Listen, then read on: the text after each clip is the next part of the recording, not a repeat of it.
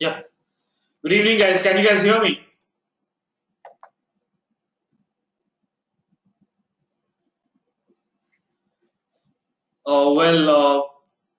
I believe I should be asking you yet another question. Uh, can you guys see me as well? Because we are having a live video seminar today. Okay. So, guys, if you are able to see me and hear me, please let me know. Sounds brilliant. Okay, we have quite a good number of attendees here. Okay, and we have our guests here already. Okay, so guys, please join me in welcoming Mr. Sai Varun, Mr. Subhanwit, Roy, and Mr. Anurag Pande. Guys, you can switch on your webcams and let all our attendees today see you. Okay, guys, please welcome Subhanwit, Sai Varun, and Anurag who are here with me. Okay, Well, hello guys. How are you? How are you doing? We're doing fine. Okay, guys. Are you guys able to hear Sai Varun, Subhanwit, and Anurag out? Well, we'll start with Anurag. Anurag, please say something so that we are able to know if these guys are able to hear you. Hey guys, can you hear me? I'm Anurag and welcome to the seminar. Yeah, can you guys hear Anurag? Okay, sounds good. Okay, Sai, your turn. Yeah, hey everybody, I'm Sai Varun. I guess you learned something from today's seminar. Yes. So, guys, can you hear Sai Varun out? Is he audible to you? Sounds good. Okay, Subhanwit. Hi guys, I am Subhanwit. Welcome to the seminar and I hope you have a good experience today. Absolutely, absolutely, Subhanwit. Guys, can you hear Subhanwit as well? Sounds perfect. Okay. Well, guys, welcome to today's online seminar. I'm sure this is something you guys have been eagerly waiting for. Okay.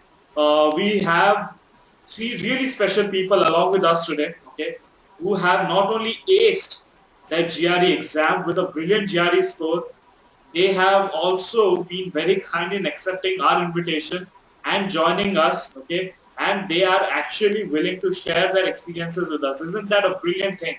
Well, on behalf of GRE Edge and all the attendees here today, I would like to thank you guys for accepting our invitation, and I'm sure this is going to be a very, very insightful session. Okay, so guys, thanks a lot for joining us. Okay, so let me take some time and interact with all our attendees, guys. Okay, all the attendees for today, well, good evening. My name is Ruchraj Bhagwaj. I shall be the moderator for you guys. This session will be moderated by me, and we have our guests with us. And I'm hoping that this session is going to be very, very interactive. Take my words on this. This session has to be very, very interactive. Otherwise, we are going to switch on our webcams, switch on our mics, and leave the session, isn't it? Well, absolutely. So, guys, let's have one small round of introduction. Let's get to know each other now that you guys know us. Okay, we would like to know who you guys are. So, what you guys can do is type in your name, your college name, okay, your branch that you're studying in, the course that you are in, your year that you're studying in right now. And apart from that, if you're a working professional, then kindly let us know which company are you working for. Okay, kindly type that in one box and please send it across to us right away.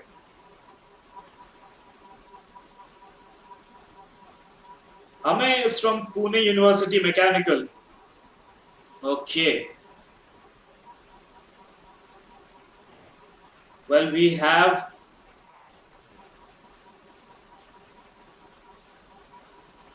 Isha Bajaj from DY Patil Biotechnology and Bioinformatics Institute of Pune. Okay, we have quite a good number of attendees from Pune. Anurag, are these your friends? No, they're not my friends, not now. Okay. I hope they will be soon. Okay, absolutely, absolutely. Well, Saket Jain is from VIT University Chennai. Arjun, mechanical third year. Okay. Akhil Reddy is from Geetam University. Priyadarshini College of Engineering, Nagpur Aeronautical Division is what Gaurav Joshi is studying in right now. Nikita Shenoy doing Masters in Entertainment, Media and Advertising from KC College, Mumbai University. Shikhar Vishwakarma, JNTU, Karim Nagar Information Technology Branch. Okay. Aditya PVP Siddharth College, I believe, or Triple E, third year, Vijayawada. Okay. Siddharth MNIT, Jaipur, Chemical fourth year. Okay. Rakesh is from RTM Mechanical. Okay. Satyamurthy Kashyap is doing his BTech third year in Aeronautical Engineering in Hindustan University, Chennai. Okay. So, well, guys, as you guys answer this question, I would also request you to kindly answer this poll for me. Okay. The first poll is what exactly is your current occupation? Okay. So, guys, please let us know what exactly is your current occupation by answering this poll right away. If you are in second year, third year, fourth year of engineering, or completed graduation, or you're a working professional, please let us know. Okay, because this is something based on which we shall be continuing our discussion. Okay. And we would be able to make a discussion beneficial for you guys. So kindly answer this poll for me so that we get to know which year are you guys in. And yeah.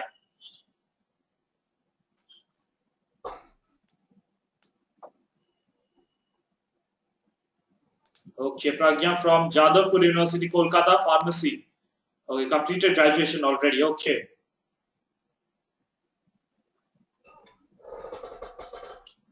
Sai Kiran from Guru Nanak Engineering College. Okay. So guys, I believe you guys have answered this poll already. Thanks a lot. Okay. Let's get started with the session again. But before we proceed, we would like to know how many of you are attending this seminar from your cell phones. I'm sure that you guys know that GoToWebinar has a webinar app which you can download from your Play Store or your App Store. Okay, so you can attend all our seminars through your cell phones. So if you guys are attending your this online seminar, special online seminar through your cell phones, kindly let us know. Vaibhav Joshi is attending this seminar through the cell phone. Okay, Nandakumar from cell phone. Anirudh is attending the cell phone, this seminar through cell phone. Amay, Abhishek, Rima Parak. Yes, a lot of people are attending this seminar through their cell phone. So guys, this is for general instruction. Those of you who wish to attend our online seminars through the cell phones, you can directly go to the Play Store or the App Store, download GoToWebinar app and attend all our seminars. Okay, I'm sure that the guys who are attending this seminar through the cell phone, you would be able to view the seminar very, very clearly. Okay. So, well, guys, before we proceed, I would like you guys to let me know which admit season are you planning to go for. Okay, by the way, here I would like to ask Subhanwit, Sai and Anurag which admit seasons are they planning to go for. Let's start with Subhanwit. Subhanwit, when are you planning to go for your higher education? Most probably, I'm looking to go for my masters in fall 2017. Fall 2017, that sounds good. Okay, Sai Varun. I'm planning for fall 2016. Fall 2016. Okay, quite a good number of attendees here are also planning for fall 2016. Well, Anurag, when are you planning to go for your higher education? I'm leaving in fall 16 as well because my engineering will get over then, so I'll leave immediately. Okay, sounds good. Okay, well, we have Devyansh Pragya saying, okay, Devyansh is planning to go for fall 2017. Okay, Pragya is planning to go for fall 2016. Okay, Manan, we are able to see your messages, and I'm sorry if I missed out upon your name. I'm sorry. Richa Bajaj is planning to go for fall 2016. Okay, fall 2016 says Tejas Suni. Okay, guys, thanks a lot for answering this poll. We shall get started with today's online seminar with Subhanwit, Saivarun, and Anurag. Okay, so guys, as we proceed, we would also I also have a couple of requests, and I'm sure Subhanwit, Sai, and Anurag will also affirm to the fact that we would appreciate if this seminar is very, very interactive. Okay, you guys have to ask any doubts that you guys have in your mind. Okay, so and yeah, I'm sure that most of you are surprised with the fact that you have been kept on mute.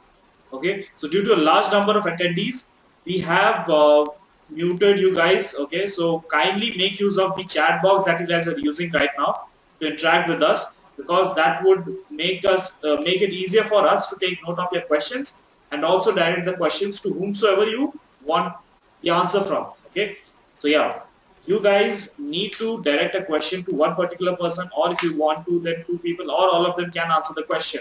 Okay, so kindly make sure that you guys keep this session very, very interactive. Okay, because this is the only one criteria that would keep us going. Okay, so guys, can we have a deal here?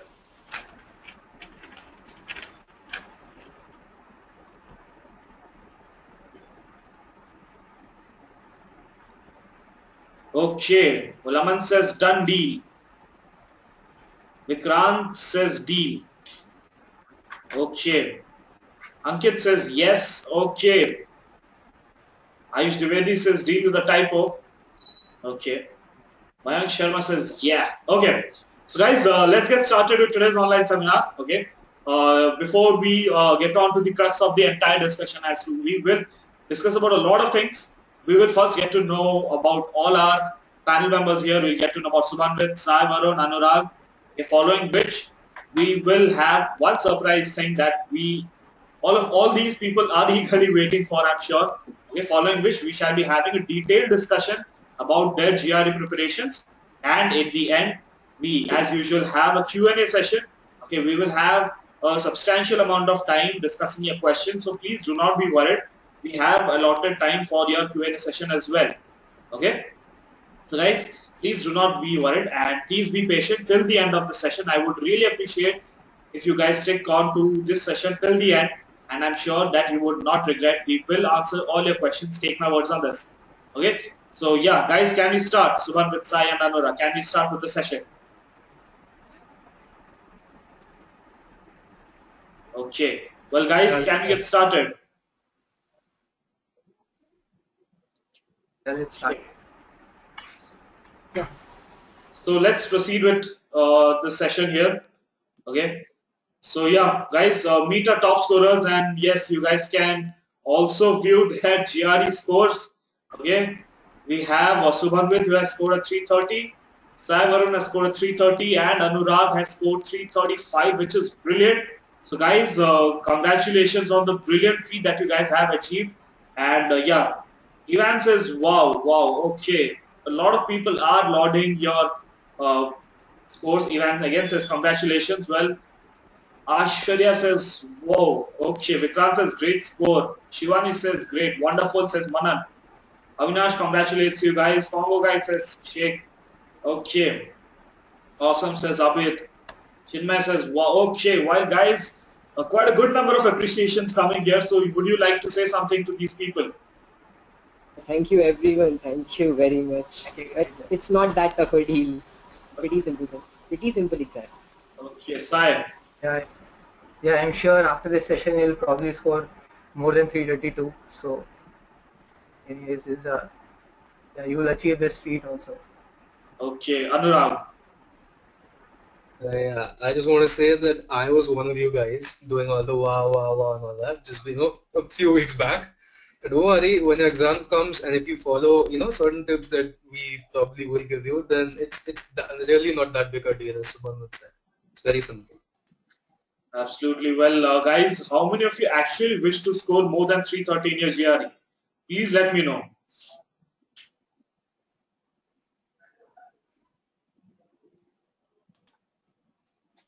Okay, quite a good number of people wish to get a 330.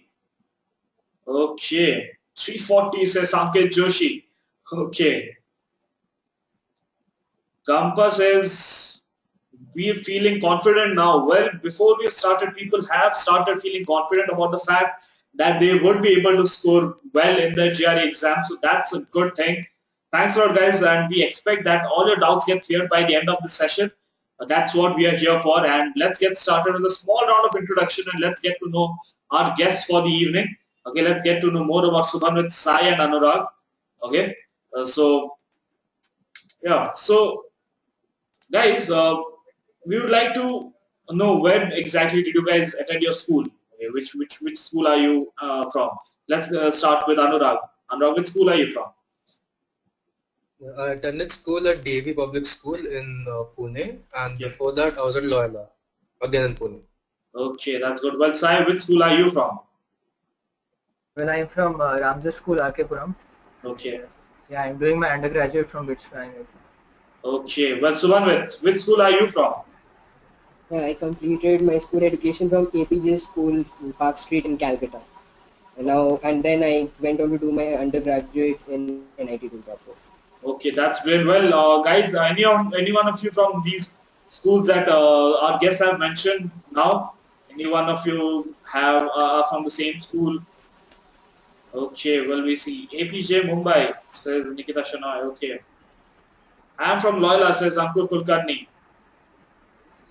Okay, Anurag waves you guys. Okay. Well, yes, Shamala, we are able to receive your chat. Please don't worry.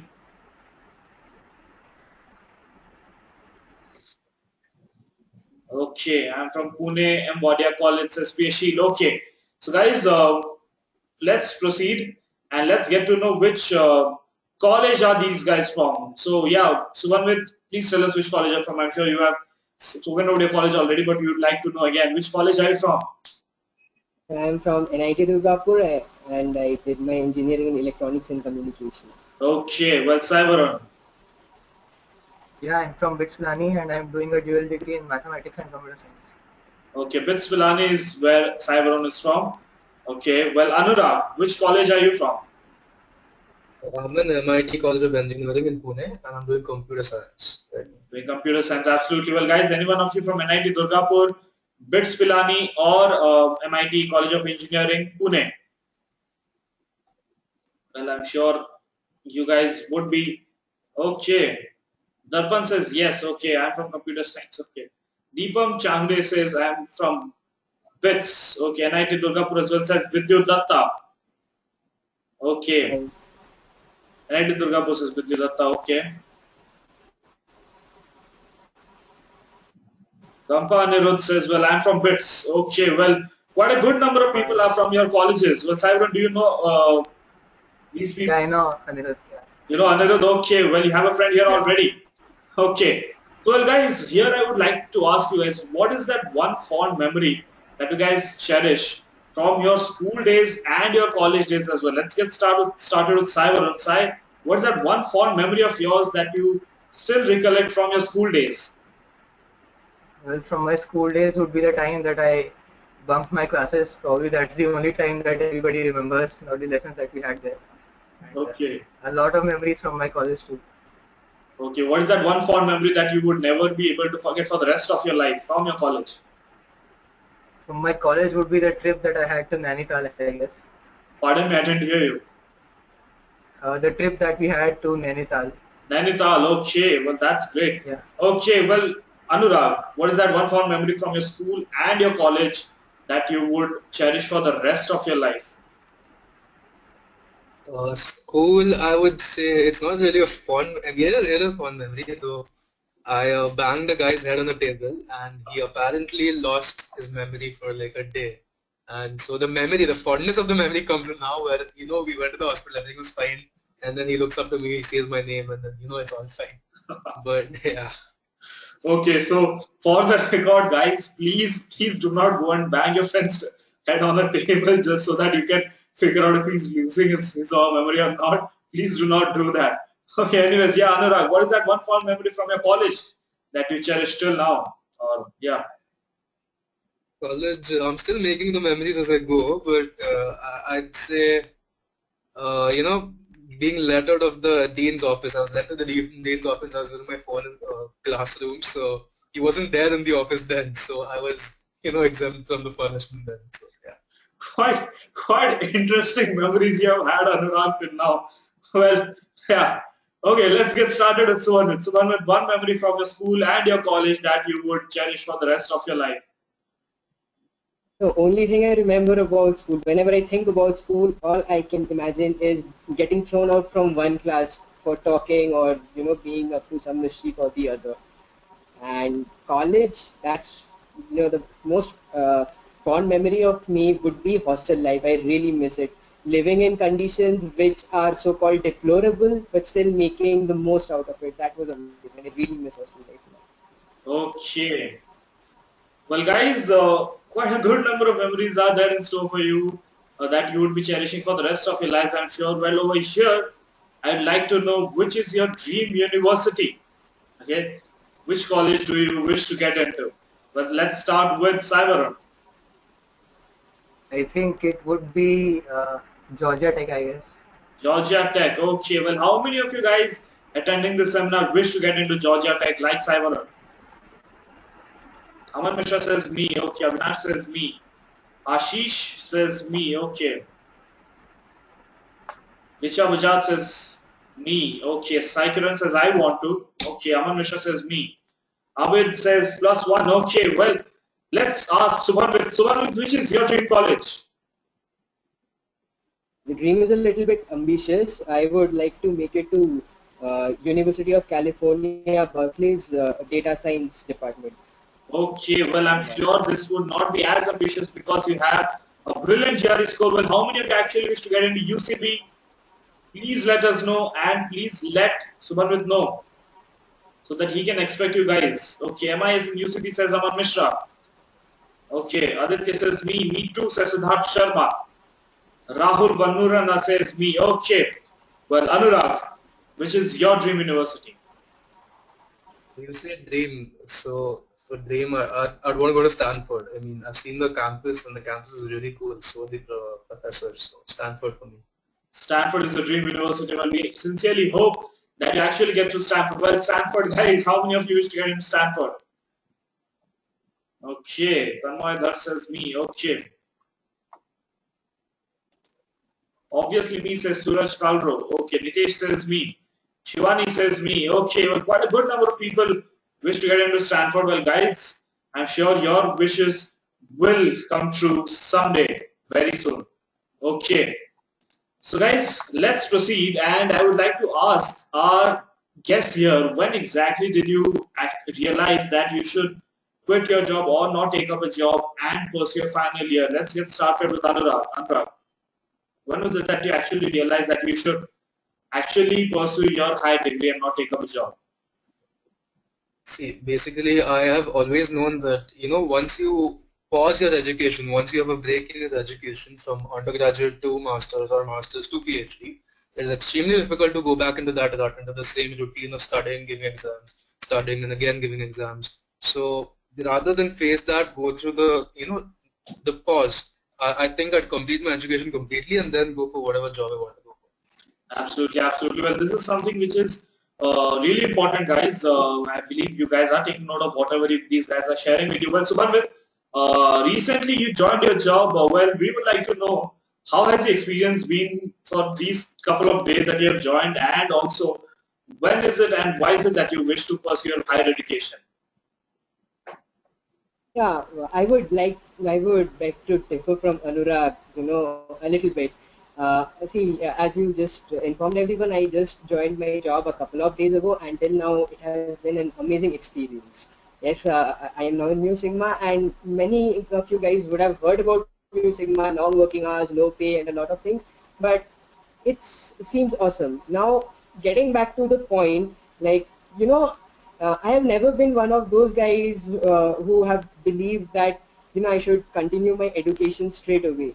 And having had 4 years of engineering education, I think many of you guys, mostly the ones who have pursued engineering, and I'm sure there are many in this, seminar today who are studying or who have studied engineering, that we do not learn much about the subject. We just, somehow or the other we just mug up stuff and get good grades. Good students, we get good grades, but we don't end up learning much. But what a job does is a job just throws you into the real world and makes you solve real problems. That gives you a better understanding of any subject you want to specialize in, and you want mastery in something. That's why you want a master's. And so a couple of years of work experience boosts your skill sets much more and makes you a more competent candidate for any master's program. And this is not just from the skill point of view, this is also what many universities, especially in the United States, look at. A good couple of years of work experience is really given preference. Well, yes, that is yet another perspective that Subhanwit has laid across. Well, I'm sure that the beliefs that both Anurag and Subhanwit have stand true for individual to individual. So, yeah, well, guys, those of you feel that you need to have certain amount of practical experience with respect to your domain, then you should most certainly consider taking up a job. However, you should not drop your GRE plans. Apart from that, those of you feel that if you discontinue from your studies, you might not be able to get back to it, then you should strictly stick to what Anurag said. Okay. Apart from that, while you study, you can most certainly, you can obviously go get some experience with respect to projects and internships as well. Well, let's ask Sai Varun, who is also with us. And Sai, what is your take on this? Well, I guess, I mean, I wanted to pursue my master's since the time I went to NUS about a year ago. And I saw the amount of research and the amount of opportunities that the students there have. And even though I study in one of the, I mean, good universities in India, I still feel that we haven't been exposed much to the research side of things, and we haven't explored our disciplines to the full extent. And I want to do that while I pursue my master's in a good university in USA. Okay, well, that sounds pretty interesting, Sai. Well, let's proceed with the session, guys. I'm sure that you guys have a lot of doubts. Okay, for all the attendees here, I'm sure that you guys have a lot of doubts. So please be patient. I shall be taking up a couple of questions in a while, and also we shall be having a Q&A session for which we have allotted a substantial amount of time. So please do not be worried. Let's hear out our guests first, and then we shall be taking up your questions and answering each one of them individually. Okay, so yeah, guys, let's proceed with the session and let's get to know what was the basic motivation behind these guys planning to take up higher education. Let's start with Sai Varun here. Sai, what is the motivation behind you planning to take up higher education? Yeah, my motivation would be to actually pursue understand my discipline to the full extent, and probably go into a bit of research. And so that is probably the important thing that I want to do in my masters.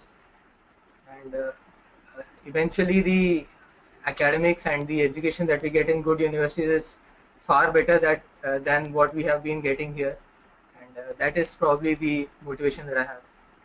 Okay, well, that sounds good. Okay, Anurag, what is that motivation that has pushed you to pursue higher education?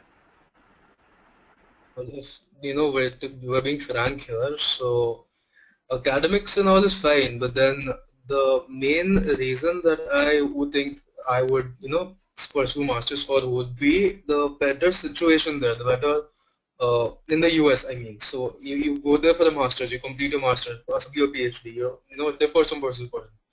After that, getting a job there, settling there, that's my ultimate aim. I mean, I just, it's better there. That's what I feel.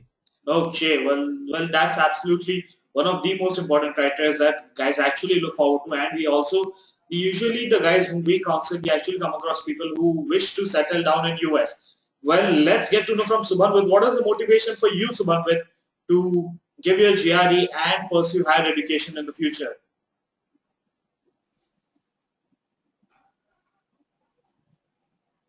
Yeah, firstly, I really want a break from the Indian education system.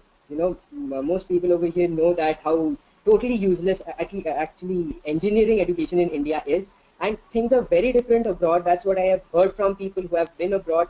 Things are more professional, and as Sai Varun said, infrastructure, research facilities are much better than even the best of schools in India.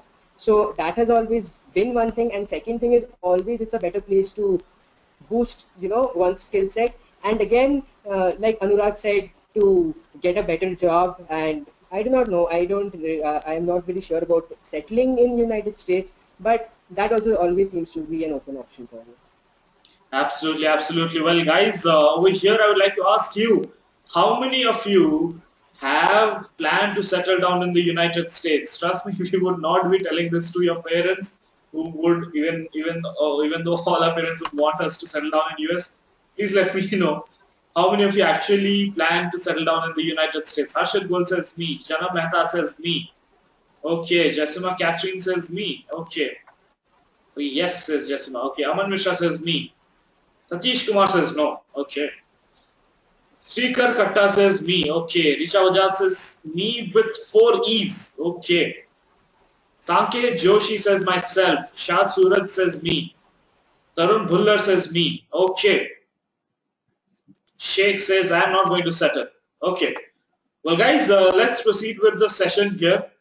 Uh, Well, let's ask all the guests for today's evening, which branch would they be specializing in? Let's get started with Subhanwit. Subhanwit, can you hear me?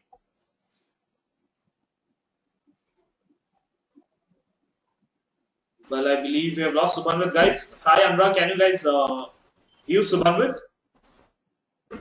No, I can't say.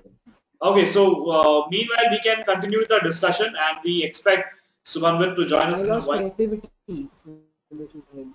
Subhanwit, can you hear me? Hello. Yes, Subhanwit, we can't see you.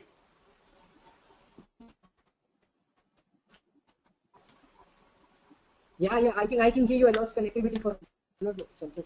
Okay, so Subhanwit, you can probably answer my question. Which branch are you planning to specialize in?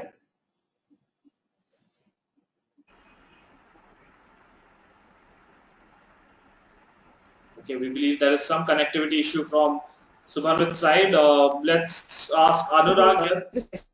Defense analytics. Subhanwit, can you please repeat?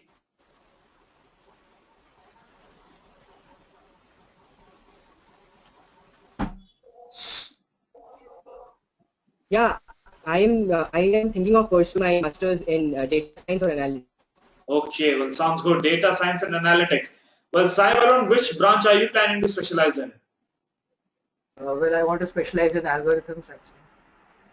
Okay, sounds good. Anurag. I am going for any stream in AI, so I haven't decided which. There are quite a few, so AI as a general whole would be my stream. Okay. Well, my next question is something that I would like you guys to see on the screen and answer me.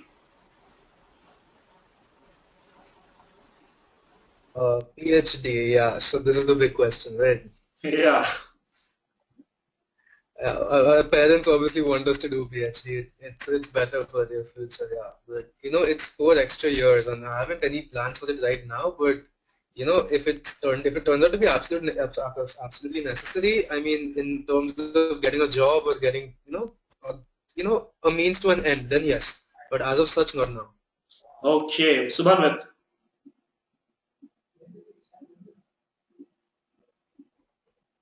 Well, we are facing some serious connectivity issues from Subhanwit's side. Well, Sai, yeah, we'd like to have your views here. Any plans for PhD? Yeah, well, I want to do a PhD, but the no, the number of years and probably the amount of time we have to spend doing that in a good university is a bit of a hindrance. I'm So totally closed at I think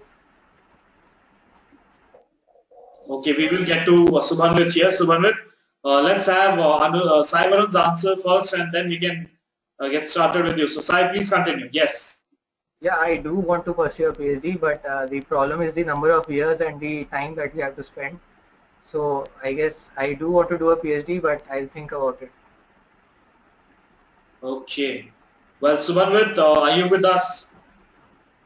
Yes, I am. I do not know my connectivity. My connection is fluctuating a little bit. I don't know. Okay, There that's not an might be issue. some You can problem. Can you always hear me? talk to us. Okay. So, Subhanwit, any plans for PhD? For the moment, I'm not totally closed at going for a PhD, but for the moment, I'm not thinking beyond masters. So if I feel like PhD is my thing, because PhD is a huge commitment, I may go for it, but not currently. Okay. Yeah, sounds good. Well, you need to take a decision first, and then maybe you can proceed. Well, let's move on to the next question. What after masters? Are you guys planning to take up a job? Let's get started with Sai Varun here. Sai. Yeah, I want to join a research lab, probably a good research lab in Canada or USA and work there. Okay. Well, Subhanwit,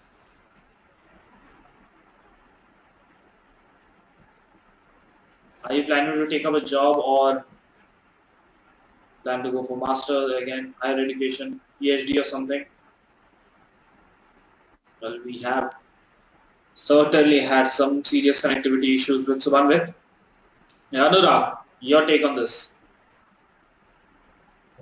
These guys have really cool plans, what to do after masters. I'll do this job or join this research lab. I mean, I frankly don't know. I mean, as things come up, I will, grab opportunities. I for one, plan to take a job, yeah. Either the PhD or a job. That's the only thing there, right? Those are the only two options. Okay. Well, Subhanwit, job or PhD?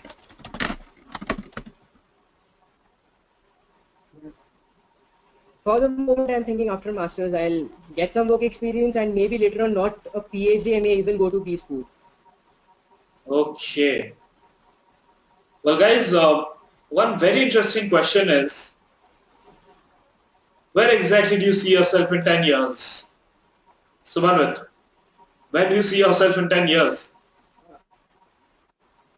It's a little tricky question to answer, but I see myself in 10 years, what I would dream would be to get into a good B school, maybe, with a couple of years of masters and 6 to 7 years of work experience, maybe getting into some place like Harvard or a Sloan or a Booth or a Wharton, something like that.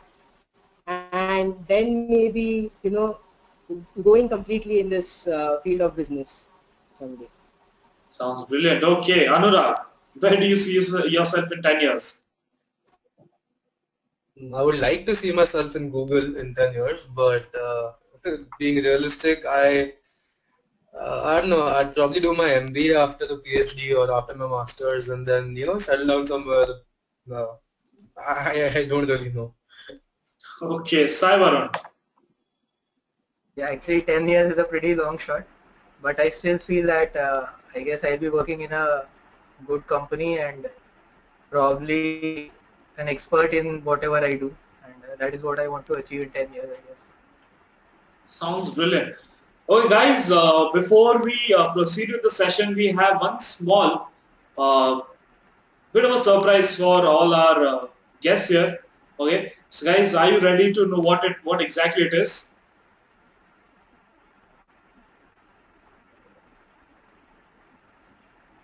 Sai, Subhanwit, Anurag. Well, are you guys ready for the surprise? Us, yeah, we are.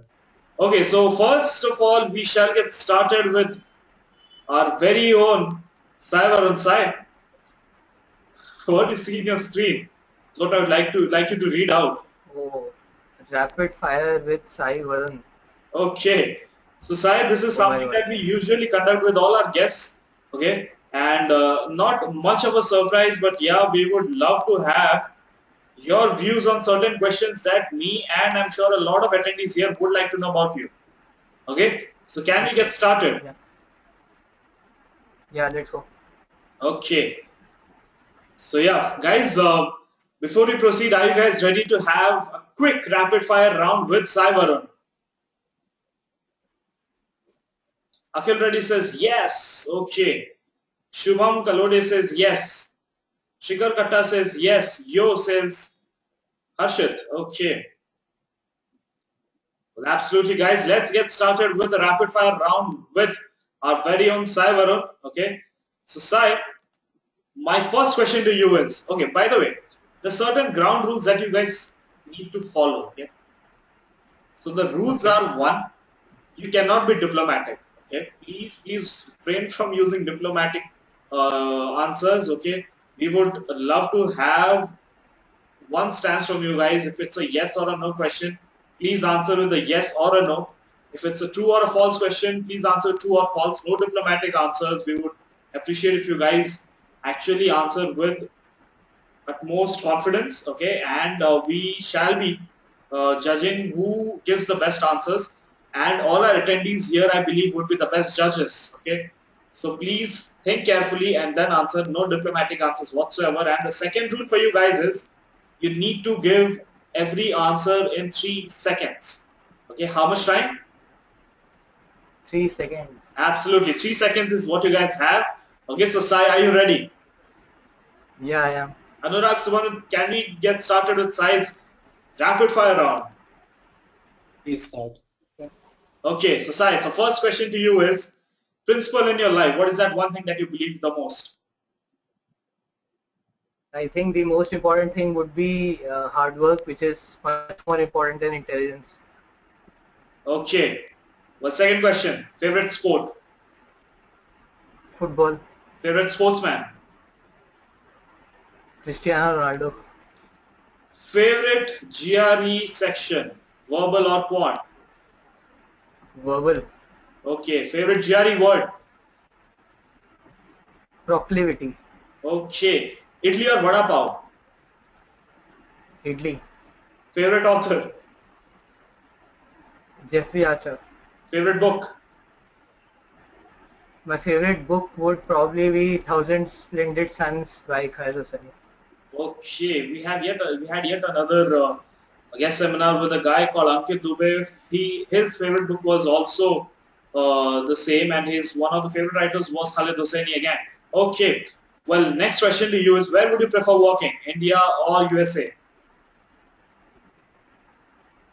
India, I guess, yeah, India. India. Most challenging quant topic. Data interpretation. Most That's challenging. true for everybody. Okay. Most challenging verbal topic. Reading comprehension. Priyanka Chopra or Anushka Sharma. Priyanka Chopra. Okay. Your favorite SFA, verbal or quant? Verbal. Okay, one achievement that you would cherish for the rest of your life. My BitSat score. It's a score. Would you like to share the score with us? Yeah, 299. 299. That's It was a long time ago. Now you can't get anything with 299. okay. Okay, well, let's proceed. Okay, Sai, you have been pretty good, guys. What do you guys think? How was Sai with his rapid fire round? Was it good, bad, very good, very bad? Nikita Shanai says great. Okay. Siddharth Sharma says good. Nitesh says good. Shivani says good. Okay. Gopi Krishnan says nice. Okay, so let's proceed and let's get started with Mr. Anurag Pande. Anurag, so I'm sure that you know the rules. Okay, so would you like to narrate the rules back to me again? No diplomacy, answer in 3 seconds. Pardon me? No diplomacy and answer in 3 seconds, right? Absolutely. Okay, so are you ready? Yeah. Sai and Subhanwit, can you get started with Anurag's rapid fire round? Yeah. Okay. So Anurag, again, the first question to you is, what is that one Yes, sir. principle in your life? Um, talk to people. Okay. Favorite sport? Basketball. Favorite sportsman? Shaquille O'Neal. Favorite section in GRE, verbal or point? Quant. Burger or dosa? Burger. Okay. Favorite GRE word? Salubrious. Okay. Would you like to tell us the meaning of that? Healthy and more because it sounds, I don't know, it flows out of your mouth, salubrious. Okay. That's interesting. Okay. Where would you prefer walking, India or USA? USA. Okay. Your favorite author? GR Tolkien. Favorite book? The Hobbit. No, Lord of the Rings. Okay. Most challenging quant topic? DI. Any day. Okay. Scarlett Johansson or Salma Hayek? Angelina Jolie. Okay. Challenging verbal topic. Sorry? Most challenging verbal topic. RCs. Reading comprehensions. Okay. Favorite quant topic. Algebra. Favorite verbal topic. Sentence completion. Okay. One achievement that you cherish for the rest of your life. My GRE score. Okay. And that would be? 335, right? That's brilliant, guys. Okay. Well, I believe it was really great. What do you guys think? How was Anurag? Okay, quite a good number of appreciations for you, Anurag. Uday says funny. Okay, Arun says great. Gopi Krishnan says good. Risha Bajaj says awesome. Double M and double E. Okay. Pratik Salokar says good. Manan says great. Okay. Last but definitely not the least, I would like to have Mr. Subhanwit Roy. Subhanwit, before we get started with your rapid fire round, I would like to have your feedback on how Sai and Anurag were.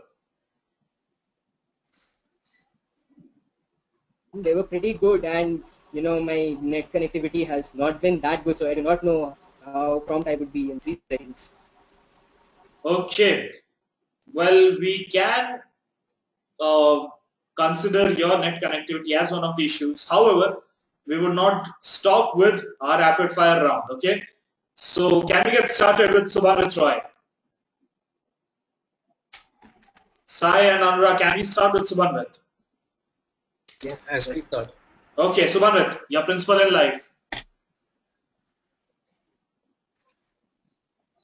I'm not a man of principles. Okay, who's your favorite cricketer? Sort of Ganguly. Okay, reason being? Um, there's a personal bias. I am wrong, and he is a leader, and I really idolized him throughout my childhood days. Okay, that sounds interesting. Well, fish or chicken? Chicken. Okay, well, you just said you're a bomb. Okay. Favorite author? J.K. Rowling. Favorite book? Of course, Harry Potter. Okay. Where would you prefer working, India or America? Can I say Europe? Okay, yes, yes, you can most certainly say Europe. Okay, Vidya Balan or Sonakshi Sinha? Vidya Balan. Okay. Well, most challenging quant topic. It might sound a little ridiculous, but simple and compound interests. Rather, compound interests. Okay, most challenging verbal topic. RCs. Favorite SFA, verbal or quant? Bubble. Okay, well, I'll let your quant SFA know that you chose your verbal SFA over that SFA. Okay. Favorite section in GRE, verbal or quant? Quant. Favorite GRE word? Phantasmagorical. Okay, you guys have quite an interesting number of GRE words memorized. Well, would you like to share the meaning of this word? Phantasmagorical means something which is elusive, something in a dream, like something you see when you are in a high, something of that sort. That's how I remembered it. I don't exactly remember the dictionary meaning of that word. Okay. Well, last question. What is that one thing that you cherish for the rest of your life? My TOEFL score without any preparations, Okay, what is the TOEFL score? 117. 117. Yeah. That's brilliant. Okay, so guys, with this we have come to the end of the rapid fire rounds. Okay, so guys, how were these guys and who according to you should win? Anurag says Fuzel Ahmed. Okay. Anurag says Richa Bajaj. Anurag says Ashish. Sai Varun says Sai Suraj. Okay. Anurag says Manan. Sai Varun says Sai Suraj. Okay, again. Okay. Anurag all the way says Siddharth Sharma. Anurag without a doubt. Sai Varun says Satish. Subhanwit says Vineet. Subhanwit says Deepak. Subhanwit says Ram. Subhanwit says Samarth. Okay. Anurag says Mohammad Aras Hussain. Okay, what we'll do is we can take a poll, okay, and not exactly a poll. We exactly would calculate how many of these people have responded with your names, and eventually by the end we shall be declaring the winner of the rapid fire round, and the rapid fire round winner is eligible to win something. Okay, that is a surprise for you guys. Okay, so please don't worry. Okay, there's obviously something for you guys in store. So not worry. So with this, we shall be proceeding with the session, and this is what the guys have been most eagerly waiting for, guys. We have almost entered the part where you guys have been waiting for the GRE preparations of Sai, Subhanwit, and Anurag. Okay, so guys, please be patient for a couple of more minutes. Okay, we shall be starting with the Q&A session in a while. Meanwhile, let's get to know how exactly did Sai Varun, Anurag, and Subhanwit Roy prepare for the GRE. Isn't it what you guys are here for? Would you guys like to know how exactly did Sai, Anurag, and Subhanwit prepare for the GRE?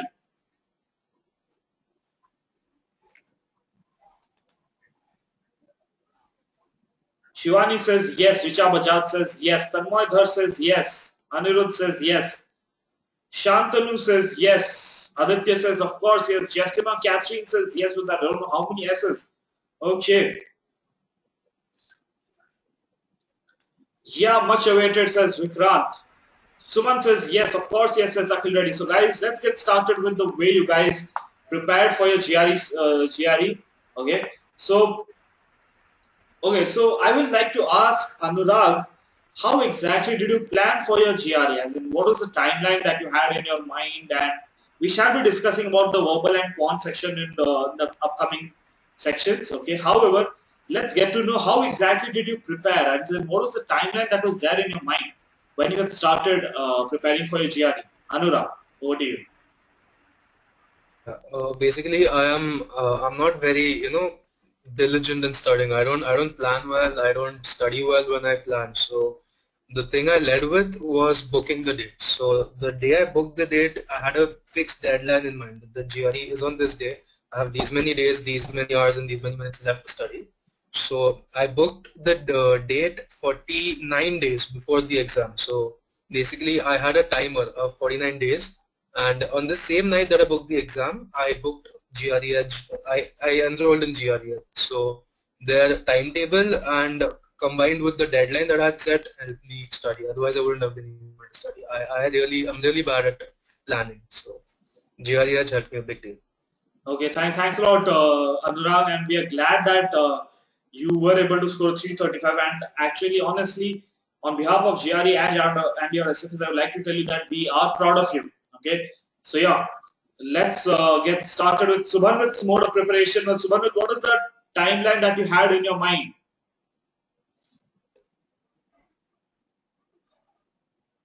Well, I was planning to take GRE for quite some time. When I was in the second year, I thought of taking the GRE, and I also got to know that the scores were valid for 5 years. So there was no urgency that I had to just take it before I plan to go for masters. I could take it well in advance.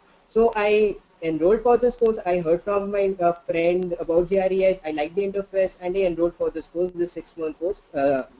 This 6 month course that was back in March 2014, and I thought that I would just amble along when my semesters were on, and then do most of my preparations during my summer break, and then maybe after the end of 6 months, around September, October, take the test, and that's what I did. But mostly it was ambling all along till August, and then when my exam was just 30-40 days to go, only at that point of time did I buckle up and start preparing in a very serious manner.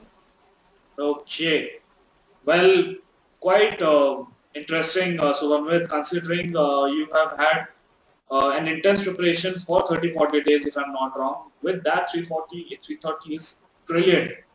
Brilliant, and yes, on behalf of GRES, we are proud of you.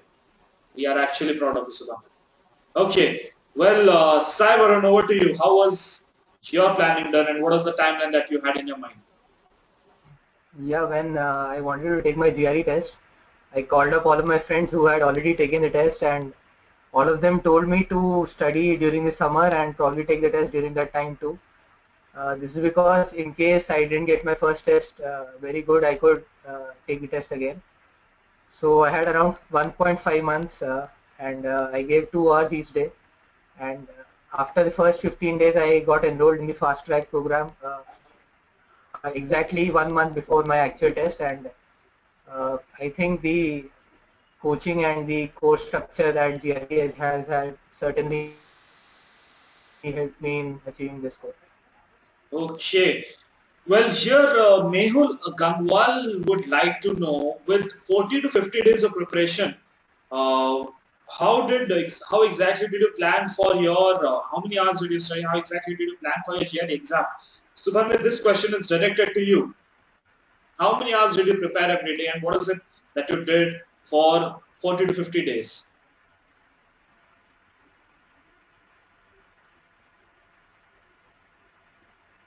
See, the GRE Edge material was more than enough for my preparations. I didn't give any amount of fixed hours. All I did was, firstly for the quant section, I used to just go through all the exercises, and if I made some mistake, I would just revisit that stuff, and again move along and take a lot of tests, time tests, and GREX provides that big time. And for RCs, I did face a little bit of an issue with, I did face a little bit of an issue with RCs. My verbal SFA was again, really helpful with that. I got a lot of practice of RCs, and as far as GRE words are concerned, I took it up as a hobby while traveling, while getting bored in a during a college lecture. I always had GRE Edge's word bot on my phone, and that is an excellent, that is an excellent interface with the photo and with the sentence. It makes learning words really, really easier and much less intimidating than it actually sounds. Okay, so well, guys, those of you who do not know about the word board that Subhanwit just mentioned about, it is the word learning tool that GREH has developed. We shall be sharing the link of WordBot with you guys. Okay, that is www.greh.com/wordbot. Okay, we shall be sharing the link with you as well. So you can click on the word bot and get to learn the words as well. Okay. Well, Anurag, I would also like to ask you, for how many hours did you prepare every day? I tried my best to prepare for. People advise you to prepare for a couple of hours every day minimum. So I started with that. I had a goal in mind. 2 hours a day I had to devote to GRE. So the first couple of days it worked out. I completed a couple of topics, 3, 4 topics in those 2 hours. But then as I got along, I realized that spending 2 hours every day ate into my schedule big time. So, I tried to do 2 hours, but it just wasn't possible. So I decreased to 1.5, and I settled at one. I think for me was the time I spent on most days studying for GRE. If I was solving a mock test, or if I was, really in the mood that day, then it went up to 1.5, never above 1.5. That's my personal opinion. Okay. That sounds interesting. Okay, so guys, I'm sure that you guys now know how many hours did these guys prepare for, and what was the basic timeline these guys had in their minds before writing their GRE. Okay, so let's get down to the section-wise discussion. Okay, so guys, we shall be discussing uh, exhaustively about each of the section in GRE. Let's get started with the verbal section because I see a lot of questions being raised with respect to the verbal section. Okay, so Sai Varun, I would like to start with you. How exactly did you go about preparing for your verbal section? Okay, so firstly, I took a diagnostic test, and that I scored around 153 or something, and I wasn't happy with my score, but I came to know about the various sections and especially the sections that I had to work upon. So I knew that my RCs were very weak, and I think the starting point for any preparation should be a good diagnostic test, and GRE Edge has one certainly. And after that, I picked up RCs as the first component. And with RCs, there's a lot of things that need to be right. You need to be reading the passage quickly. You need to understand the passage properly to answer the questions. And even in the passages, there are different types of passages that you get. There's a short passage, a long passage, an argument structure passage. So all of that had to be fixed. After that, I learned around 1,000, 1,500 words from GRE Edge's word bot, and it was very quick. Actually, GRE Edge's word bot I mean, it has a very good interface, and it helped me in learning around 50 to 100 words every day. And from that, I was pretty confident in answering text completion questions and sentence equivalence questions. And so my preparation was a bit organized in this manner. It was starting off with reading comprehension questions, going on to TC and then SCs. And I think this is the mode of preparation that should be followed to get a good score in verbal.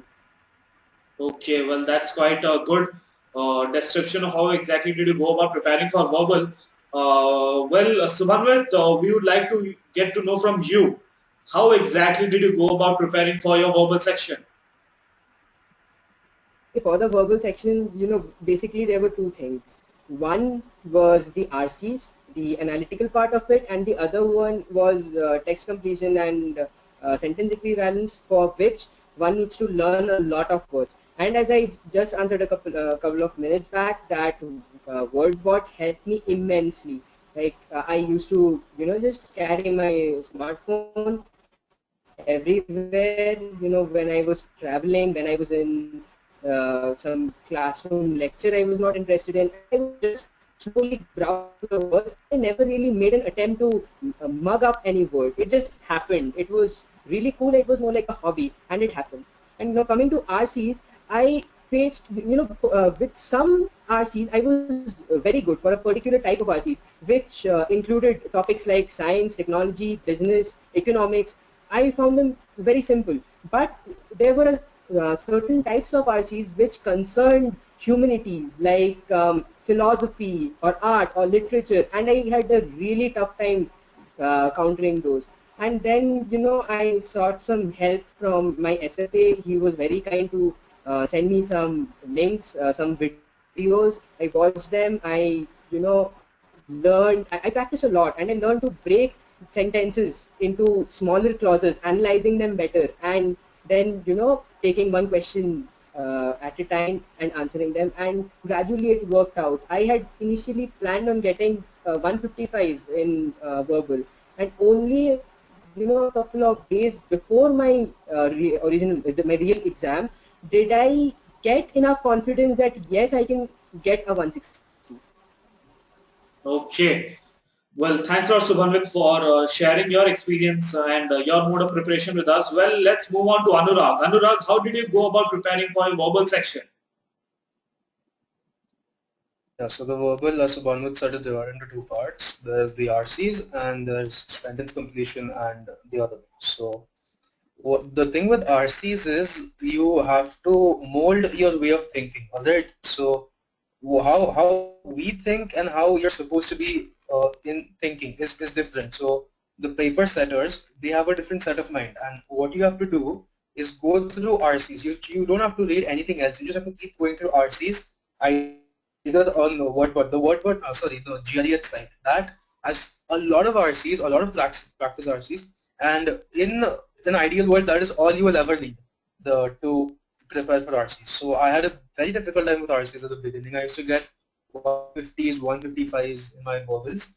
I mean, that is a pretty average score, but that was still not enough for me. So I had to keep practicing RCs, keep giving more RCs. As I got a question wrong, I would reanalyze how I got it wrong, what they meant, and what I thought that they meant. So they were two in different directions. So, practicing helped me. Practicing is the only thing you need to do in RCs. And as for sentence completion, these guys have said that WordBot is really nice. I would again say that WordBot as one of the best actual interface around. And I've been to quite a few word learning sites, including dictionary.com. But no, WordBot beats it. WordBot has mnemonics. WordBot has pictures. An actual voice that tells you the pronunciation of the word. WordBot it should be with you daily. I only got, actually going through WordBot properly in the last 10 days of my preparation, and I used to do 300 to 400 words a day easily. That's how simple it was. Okay, well, thanks a lot, Anurag. Well, I see a lot of appreciation being raised for WordBot. I would like to congratulate the team which has come up with the WordBot tool in GREH, because I see they have been helping out a lot of students. Well, guys, right now I shall be taking up a couple of questions for with respect to verbal section. Okay, so if you guys have any questions related to the verbal section that you guys want these guys to answer, then kindly raise your questions.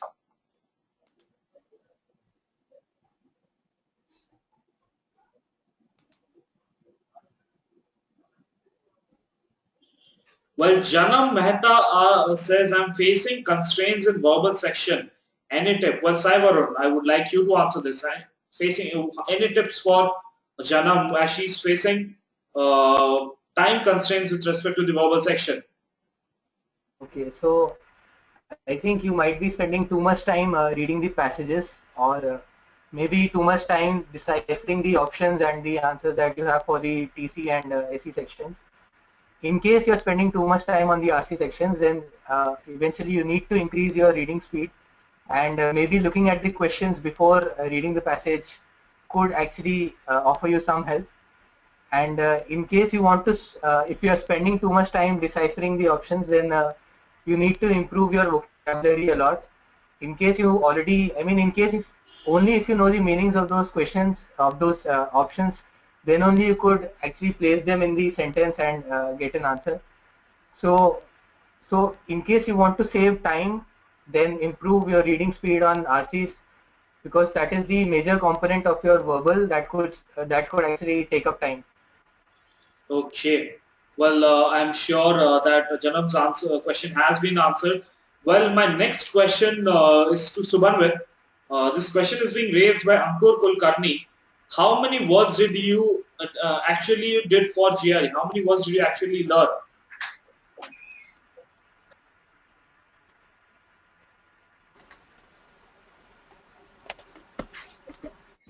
Subhanwit, can you hear me? Could you repeat the question? Yes. Well, the question is being raised by Yeah, could you Ankur repeat the Kulkarni. question, please? Okay. So the question is being raised by Ankur Kulkarni. Well, Ankur asks, how many words did you actually learn for your GRE?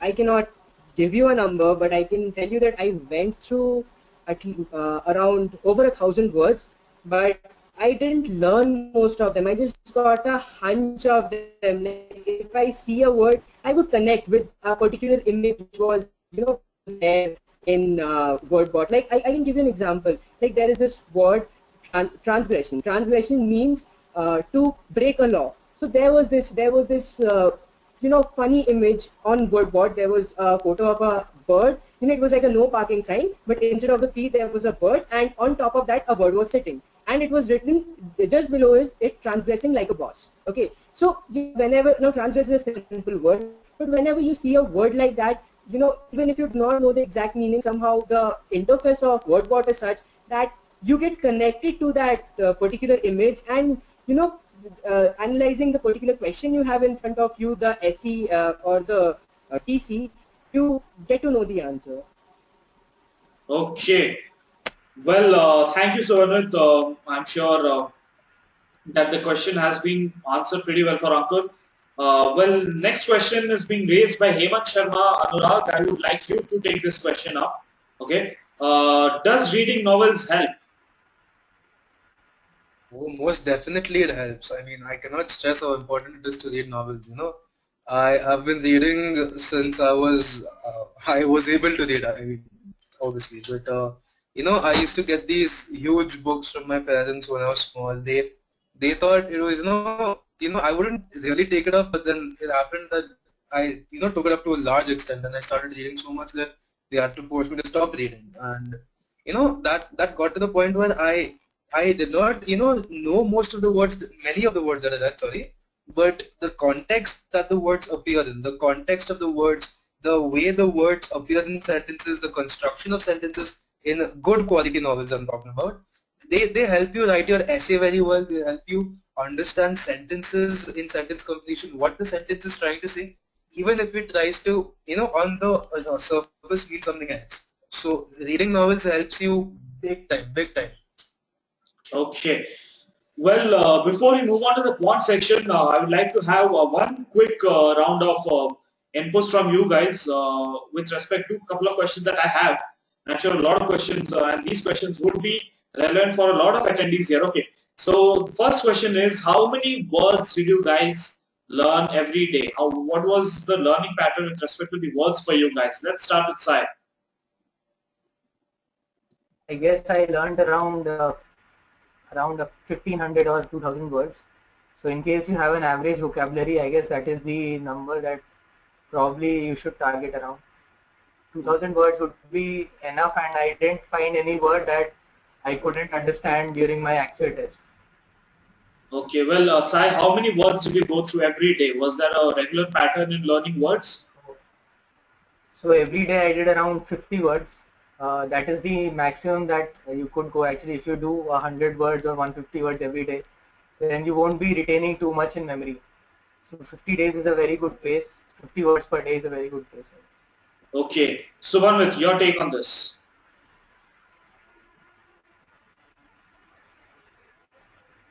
I never had a specific pattern for learning words.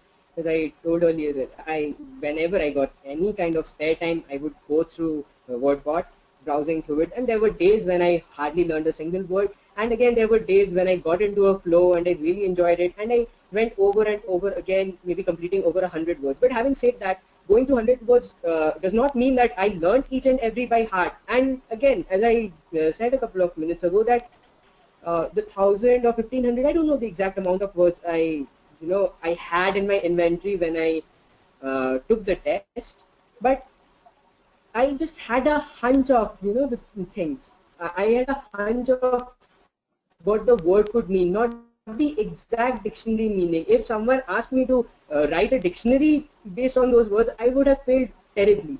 But I got a hunch of it, and GRE will never ask you synonyms for a particular word, and you just have to read be it text completion or be it SE. Yes, SE is a little tougher than text completion, but you can, if you just have a hunch of what the word means, then only you can crack those very easily and very logically. That sounds brilliant. Okay, Anurag. If you go by word word, I did three lists. My as verbal assembly told me that list 5, list 6, and list 7, I think. Those were the most frequent words. So that comes to about, I think, 900 words, 300 into 3. So that's all I had time to do at the end of the 10 days that I had to prepare for my words. And since I had only that much time, I did about 100 words a day. And I think that, 100 words a day is pretty manageable if you actually concentrate while you're doing the words. You're not watching TV, you're not in class, you're not, your mind is not diverted. You're supposed to focus on the word and then let the meaning flow in. So that's what happened with me. You look at the word, you look at the meaning, and then it ties itself together automatically. There's nothing you have to do. Just keep on reading. Just keep on reading the word. Absolutely sounds good. Okay. So one final round of input with respect to the RC section. Let's get started with Anurag. Okay, yeah, RCs. RCs were, I hated RCs. What I did, to remove my fear of RCs were practice. Just, pure practice, nothing but practice. I solved RCs. I sometimes, solved 5 a day until I got, a 20 on 20. When you're probably enrolled in GRE, so you know that there are 20 questions in an RC practice session. So you just need to keep on practicing and never let your score drop. If your score drops, then you need to analyze where your score dropped, why your score dropped, which questions were wrong, and usually what happens is you will either get a type of questions completely wrong or you will get a passage and most of the questions on that passage are wrong. So for type, if you want an example, there's a question that usually comes in which says, what did the author of the passage, what would the author of the passage most likely agree with? And this is a question I got wrong so many times, I lost count. So, this got me analyzing into what the author was trying to say, analyzing into, different passages. I started reading The Guardian, New York Times, different passages, different articles. All you have to do is practice, read, and analyze your mistakes. That is all there is to it, nothing more. Okay, Saivarun, your take on RCs. A quick input for all the attendees here. Yeah, I had a problem with RCs too, I guess, and practice is the only way that you could get better. But the other important thing is to know the type of questions that you might be seeing during your RC questions, and mostly the questions would be in three categories. One would be based on the structure of the passage. So the question would be like, how is the passage organized? Definition, conclusion, the conclusion is refuted, A, and then the B option would be something else. So this is a structure-based question. And if you take too much time reading the passage and you get too much into the details, you will lose the structural aspect of the passage, and you might not be able to answer such questions. The other question that I found most would be the inference-based questions, where you need to properly understand the entire passage, and you need to draw a conclusion from the premises all which is given in the passage. So I guess the two difficulties that you might be having during answering RC questions would be either taking too much time reading the passage, or either just you're taking a glance at the passage and not focusing too much on the structural aspects of the entire passage. So you need to balance the amount of time that you spend on the RCs, and you need to get a good grip on the structure of the passage and on the various parts of the passage so that you can answer the questions better. Subhanwit, inputs on RCs. A quick input. Yeah, I have always personally found it better exercise to read the passage all at once before attempting the question, before even looking at the questions, as I happen to believe that if you look at the question, your mind is more focused at finding the answer to the question, or rather proving one of the options is correct, in lieu of understanding the passage, analyzing it, and then with a completely unbiased me initially. I used to look at the four options, and one of the options which I used to like, I would like to, prove that that is the correct answer. But after that, my SFA suggested this, and I used to go through the entire passage, read it once unbiasedly, try to get into the head of the author, what he or she wanted to say, and then look at the questions accordingly. And yes, there were some very complex sentences, and for those what I did was break them into smaller clauses, and that really helped a lot. Okay, well, try to break long passages into smaller passages and go ahead with it. Okay, well, let's proceed with the session here and let's discuss about the quant section. But before that, I would like to ask all our attendees here, guys, were you able to get some amount of input from these guys with respect to the verbal section? Was the discussion useful? Okay, Nikita Shanoy says loads of it. Okay, quite quite a good amount of appreciation. Very useful. Okay, definitely says Satish. Okay, so guys, let's proceed with the wobbles with this session, and let's start discussing about the quant section. Okay, so Subhanwit, we will start with you. Okay, please tell us how exactly did you go about preparing for your verbal section?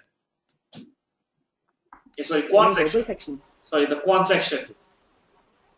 See, I hail from an engineering background, and GRE quant is not really difficult. It's pretty simple for someone who has studied science in +2. Actually, it asks you questions which are, it asks you questions which you have already done in +9 and 10.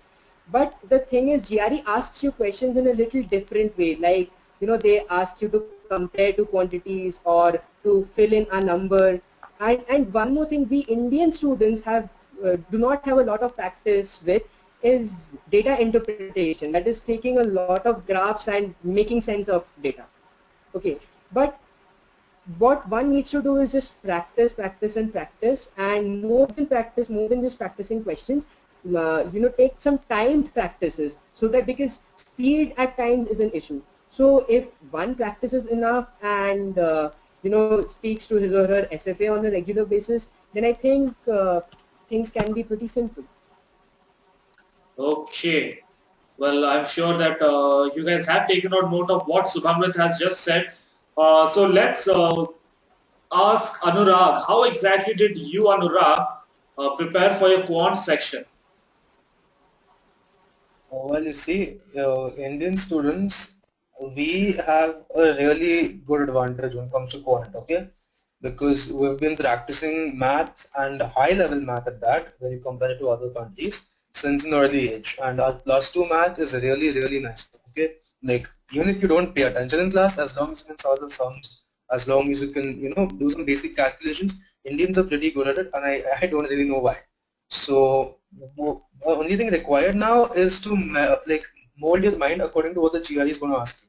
So the GRE questions are a little bit different from what you used to. They are not focused on calculations, rather they focus on whether you can see through the question. Okay, so there'll be twists, there'll be turns, especially in the second section of quant. Sorry, if you get the first one completely right, the second will come harder as it's adaptive. So the second section will have pretty tough sums. Not tough in the sense of solving or formulae, but tough in the sense of seeing through the question, what logic the question is trying to apply, if there are any word manipulations that it's doing. As long as you can see through that, it is very easy to get a 170 on a one side. Okay. Well, thanks a lot for your input, Anurag. Sai Varun, your take on how exactly did you go about preparing for your quant section? Yeah, I guess when I started off my preparation, I was pretty overconfident in my quant. I think quant is certainly an underrated section in GRE. We always feel that quant would probably be, I mean, it's true, but still, we do feel that quant would come pretty easy to us. But actually, it is very important to practice a lot to ensure that you could save time. You can save time on your entire section so that you have time left for revising your questions. Also, would practice would also help you to cut down the number of silly mistakes that you make during your exam. These two problems could actually, I mean, bring your score down to less than 162. And the best method to prepare for quant, I mean, the method that worked out for me would be to take a good look at the various sections of quant, to take a diagnostic test and find out where you're weak and work on those areas. And GRE has a particular system where you work on a section of quant and then you give a lot of questions based on that section only. And I think that particular method worked out during my preparation. Okay. Well, we will have a quick round of inputs with respect to the DI section. Okay. So how exactly did you guys go about preparing for the DI section? Let's again start with Sai Varun. Sai, how did you go about preparing for a DI? The problem with DI is, I mean, the questions are pretty simple, but the problem with DI is actually interpreting the graphs that are given over there. And believe me, there are a lot of different types of graphs that ETS can throw at you. I saw scatter graphs, I saw bar graphs. These were the simple ones. So you need to know the various types of, I mean, the various representations of data that you might get over there, and understand those clearly, and only by understanding them can you answer the questions better. And there are several different types of questions that you can get on DI too. There could be as simple as just looking at a particular bar graph and answering the amount, choosing a particular option, or it could be filling in data. So the most important thing is understanding the representation of data in DI questions. Okay. Well, Anurag, your inputs on DI. See, DI seems to be a very easy topic, and it is an easy topic. But when you actually start to solve questions, if you're a student of GRE Edge, you might have solved the GRE DI question right now. So the problem with DI is not that it's hard, or sometimes the calculations do take time. But what's hard is seeing the question and realizing every aspect about it. So sometimes you may miss that it's the pollination of some bees of some flowers happens from May to July. You forget to include the month May or the month July. These kind of silly mistakes are very common in DI questions, and to avoid them, all you need to do is focus more, give more concentration on DI when you're solving the exam, than on than you would normally give on other questions. You need to focus and make sure that every aspect of the question is covered, everything that the question is asking have been answered, and that you don't miss out on anything, because that's where I lost quite a few questions, quite a few marks in my mock exams during DI. Okay. Well, let's move on to Subhanwit. Subhanwit, your inputs on DI.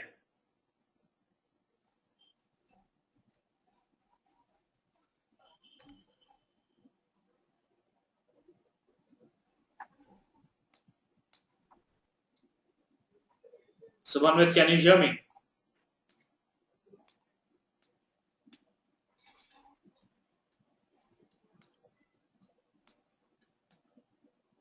Uh, Subhanwit, can you hear me? Subhanwit. Well, I believe we have lost Subhanwit here. Okay. Uh, Sai, are you there with us? Are you there online?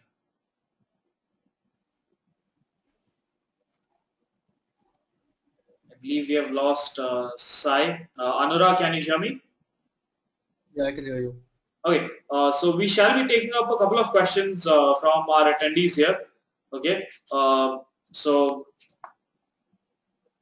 Piyali Das asks permutation and probability. Any tips on that, Anurag? Permutations and probability, right? I can't hear you. Permutations and probability. Permutations and probability. Okay.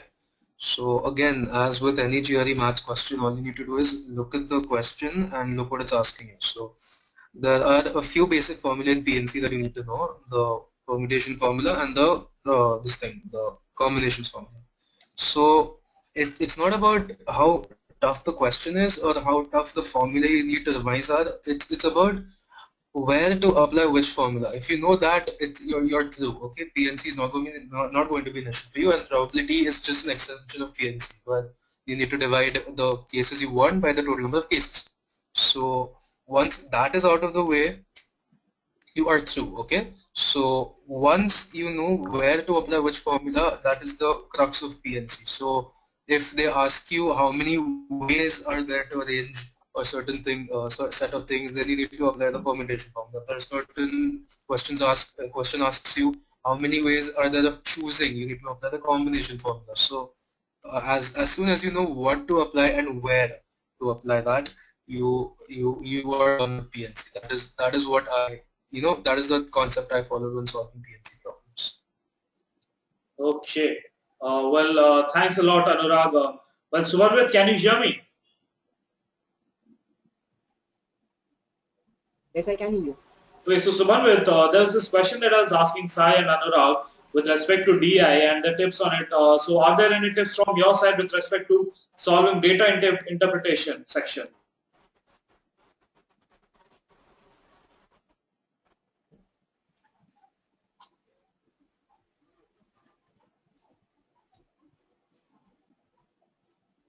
I think both of them summed it up pretty well. And I would just add a couple of things.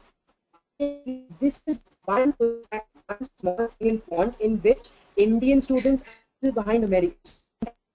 These things are at a very early level. We Indian students do not have class 9 human. But it's not that difficult, and as I know that if one can, one has to know what each type of graph means, like what a bar graph is, what a pie chart is, what a histogram is. One needs to what a scatter plot is. One needs to have a very clear idea of these things, and one needs to zoom out and take a holistic approach. And for that, to be able to do that, one has to focus a lot. So if someone concentrates really and practices a lot of problems, DI is again a very simple piece of cake. Okay, Subhanwit, I would also like you to answer one question which is being raised by Bhagyashree D. Bhagyashree would like to know, have some inputs with respect to simple and compound interest, profit and loss, how to go about preparing for these sections.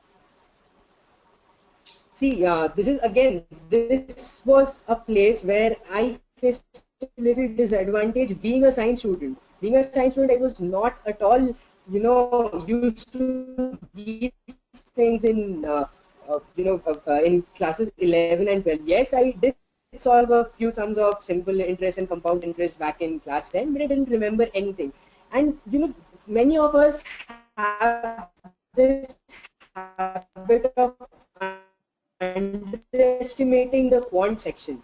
We think that it's pretty simple, it's a cakewalk, and we stumble on very simple stuff. And simple interest and compound interest are nothing but very applications. So just go through the formula, take help of your SFA, practice some problems, understand what is asked in the questions, and I'm sure you can very easily crack it. Just solve. And if you face any problem, talk to your SFA. And the SFAs of GRE are more than competent for solving this. And I'm sure you would perform really really well with compound interest. Thank you very much, Subhanwit. Yet another question is being raised, and Sai Varun, I would like you to take this question up. Tips on geometry part. Question is being raised by Girish K. Okay, on geometry, I guess the most important thing that you need to do in geometry is be thorough with the concepts. And most of the questions that you'll find in geometry would be deciphering angles. You'll get a very big diagram, a very big line structure and all, and you need to decipher, get the angles and all. So, and some other part of questions could be dependent entirely on a formula, like finding the internal angle of a polygon or the external angle of some other n-sided polygon. So in all these questions, you need to be very thorough with the concepts. And once you get the concepts right, it's all about spending adequate amount of time understanding the question. And once you get a good grip on the diagram and on the options that you have over there. In geometry questions, one advantage you may have is you could actually guess the answers by looking at the options. There would be some options that are entirely absurd. So once you get down to two options, probably you could take a good guess. So looking at the options in geometry questions would also help, but understanding the concepts is very important. Okay, there is one question being raised by Vishal Tuli, and this is something that I'm sure that a lot of students here would be interested in knowing about. The question is, how much time should they be spending in for every question? Okay, I would like all of you to please give your inputs on this question. We'll start with Anurag. Anurag. Could you repeat the question, please? How much time on each question, right? Yes, yes. So that does not specify verbal or quant. Is that correct? You can give your input on both of them. See, I think I'd go with quant first. Quant, see, there are two different types of questions. Either DI, there are three actually: DI, geometry, and basically other types, which includes algebra, simple interest, compound interest, PNC, all those questions. So DI has a pattern to it. So the DI question goes like they first ask you a very basic question, and that question you need to spend no more than 20 seconds to solve. It is just a matter of looking, maybe keeping a pencil to the screen and seeing how where the bar touches the y-axis and giving the count. So you should try to spend on total on the DI. There will be two DI questions, each with I think 3 to 4 questions. So as a whole, DI would take no more than say 5 minutes of your time, and that's pretty less. So if you say get 2.5 for each DI question, that should be perfect. As for geometry, okay, geometry is a pretty tricky thing. So if you miss out on a single angle, or if you get the formula wrong, you put the wrong values in the formula, it completely messes up. And the problem here with geometry is what happens is sometimes even the wrong answer is there in the as part of the options. So it's a double whammy basically. So what you have to do is you have to pay attention and double check a question in geometry questions. That is what I follow. So you can take an extra 10 seconds of double checking and that should get you through in geometry. Yeah. Okay. Subhanwit, your input on this.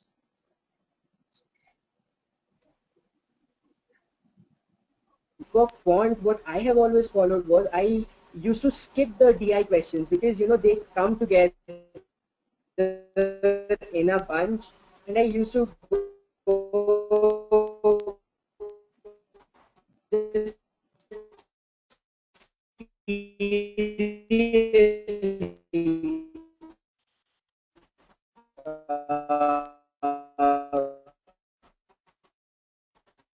through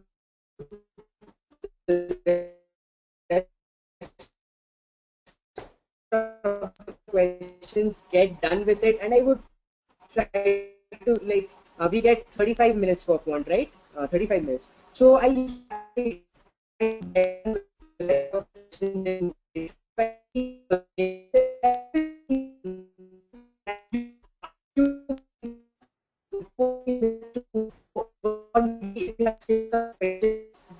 midway you could go back to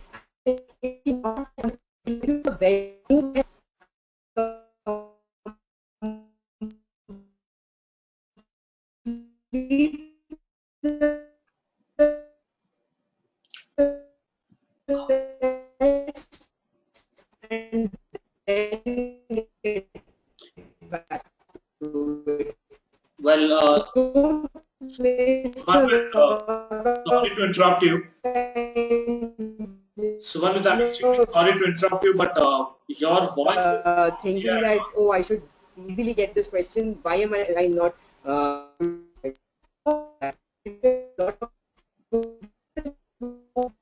And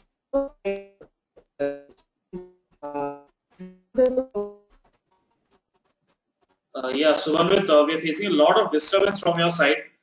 Okay, so can you hear me now? Is the internet connection fine? Do you have proper network?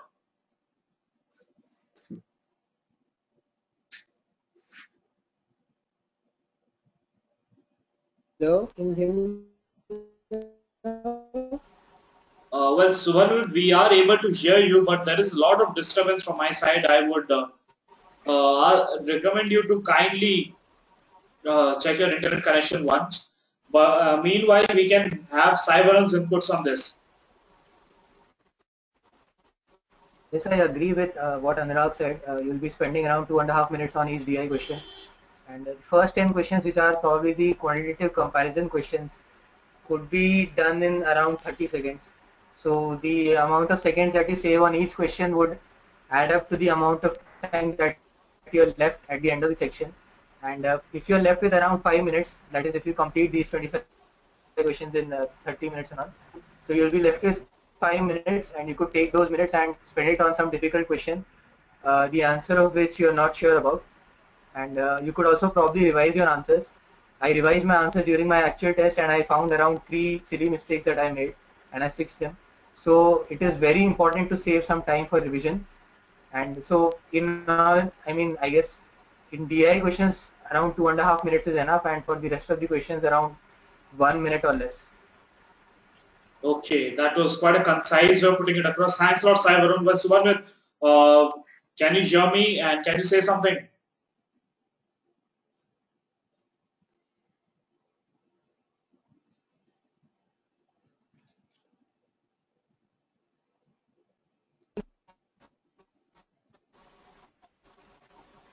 I can hear you. Can you hear me?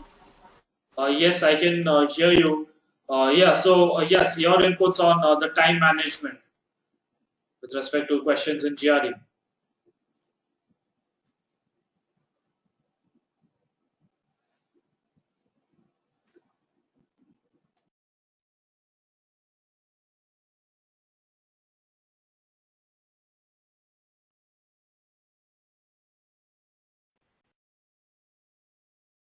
Hello. Yes, Subhanwit, can you hear me? No.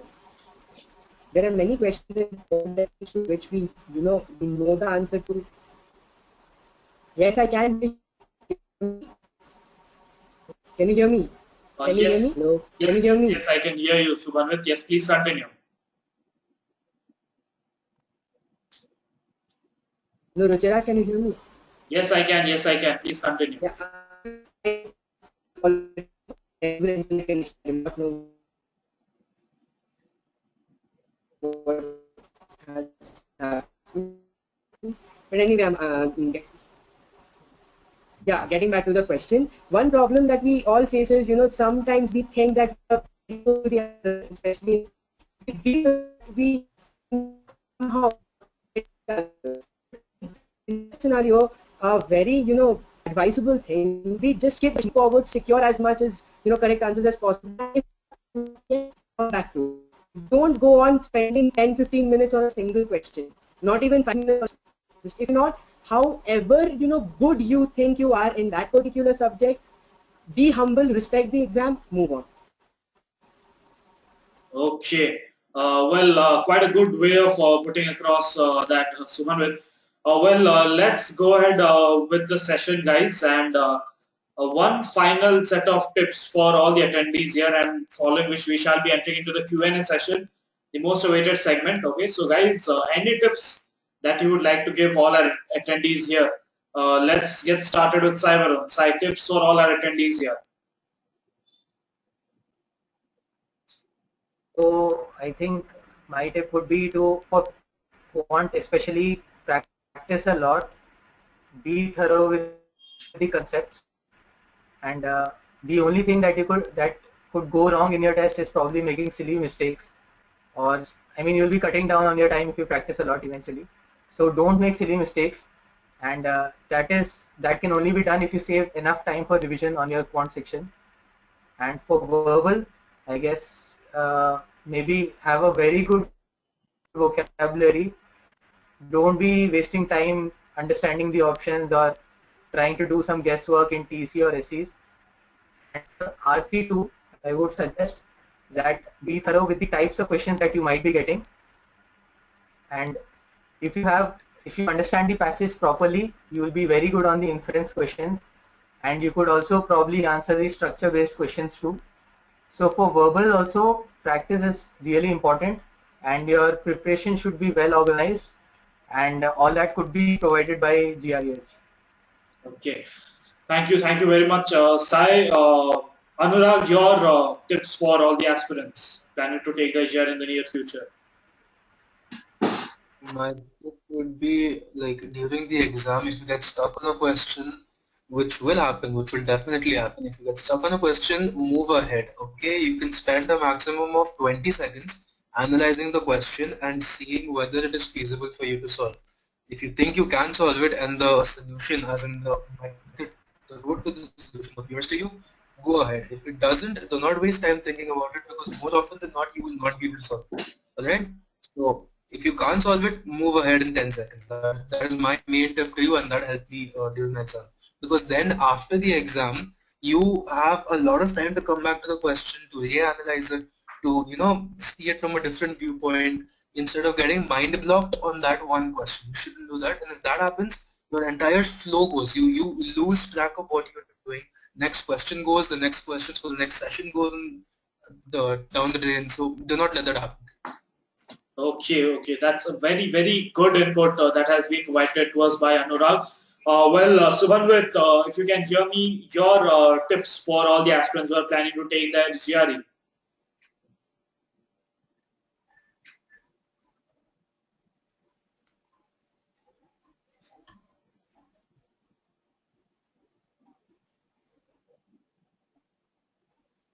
Sai Varun and Anurag have some things beautifully. I'll just add one thing that is that does not really have to do with the concepts of the test. The thing is that GRE is very different from all the tests that we have had taken till now. Because in all other tests, be it IIT, or AIEEE, or school exams, you just get one shot. But GRE is an exam where even if you do not perform well, you can always retake the exam and improve upon it. So you should not be pressurized. You should not have the so-called exam pressure that this is a do or die situation. And one more thing is, do not underestimate the quant section and overestimate the verbal section. Respect the exam, practice diligently, and you're sure to succeed. Okay. So thanks a lot, guys, for giving your tips to the aspirants. Well, over here, I would like to take a minute for having a small round of interaction with our attendees here. So, guys, please excuse me for a minute. Please be online, and as I discussed, you can also provide inputs on my discussions as well. Well, next up, we have the training process that we at GREH follow, that I'm sure Sai Varun, Subhanwit, and Anurag have undergone. Okay, so the training process that we essentially follow is once you register with us, you get an orientation call, and once that is done, you need to undergo a verbal and quant diagnostic test. Well, over here, I would like to ask Sai, Anurag, and Subhanwit, what was their scores in the diagnostic test with GREH? Sai, your score.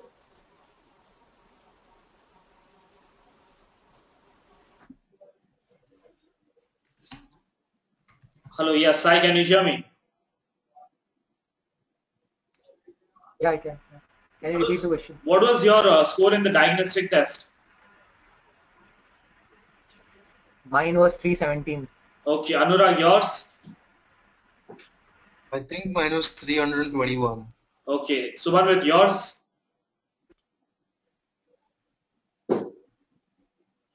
Mine was 318. Okay, well, 317, 318, 321, and from there they have reached a place where they are guests for the evening because they scored more than 330. Two guys scoring 330, one guy scoring 335. Brilliant feat, and we are proud of you. And how did they go about doing that? It was based on the study plan that was provided to them by their SFAs, a very personalized learning session. Okay, apart from that, GRE based tests, surprise tests that were scheduled for them. Apart from that, every SFA constantly monitors the performance of every student, which I'm sure we have been discussing about exhaustively in this session. Well, guys, we have brought to you a program called the Rapid GRE. Okay, so what we are offering to you guys in this program is 60 days of intense preparation in which you would be getting SFAs, two personalized SFAs, one for verbal, one for quant. You'll be having learning sessions, 15 interactive live seminars with us. You will get to talk to us a lot. Okay, apart from that, you'll have GRE style tests, full length adaptive tests, which are an equivalent of the GRE actual exam. Okay, so those of you who are planning to go for the fall 2016 admit season and also get a very high GRE score as Sai Varun, Anurag, and Subhanwit did, please join for the Rapid GRE program. I shall be opening up a poll for you. If you guys wish to avail this offer, kindly answer this poll for me. Okay. Meanwhile, I shall be explaining you what are the benefits that you guys would be enjoying. You would be getting a revised GRE word list. Okay. Apart from that, you would also be getting 20 GRE style tests, 2 personal trainers, as I said, 15 interactive live seminars, okay, and apart from that, personalized study plan, which is very important, because of which I'm sure all our attendees here, as in all our guests, were able to benefit. Okay, guys, over here I would like to ask you, Subhanwit, how was the study plan that was designed for you?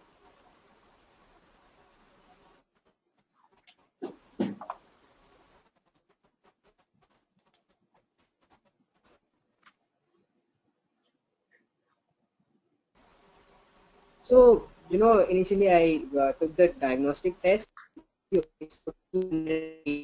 and I remember getting 163 in quant and 105 in my verbal. I was more than happy with my verbal score because I told you to start off with 155 was my target. But 163 I was disappointed, and that was simply because I overestimated.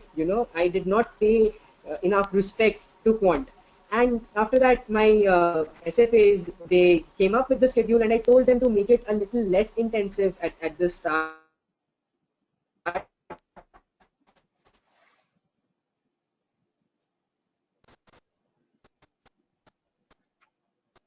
Okay, well, I believe there is some glitch again from Subhanat's side. Okay, well, Anurag, we would like to have your inputs with respect to the study plan and your SFAs. How has the experience been with GREH? I think study And plan.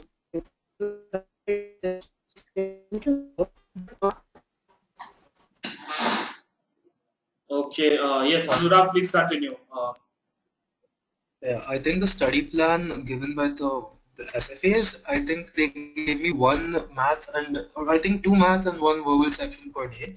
So I think that the study plan is all that got me through my GRE preparation. I did not do anything other than the study plan, no extra work, no other books, nothing else. Just follow the study plan, do what they tell you to do, and try not to get backlogs. If you do get backlogs, it's hard the next day, and when you rush through topics that you want to cover properly but then you couldn't because it was in the backlog and you get a new topic the next day, then it gets kind of hard. You lose track of that topic and you might score less in that topic when it comes in the exam. So try to complete the GRE given timetable as efficiently as possible, as to the point as possible, and try not to get any backlog, because that is all I did, and I have a pretty good score. So yeah, it works. I'm sure it works. Okay, well, over here I would like to have a small feedback from Sai Varun's side as well. Sai, how has your experience been with GREH?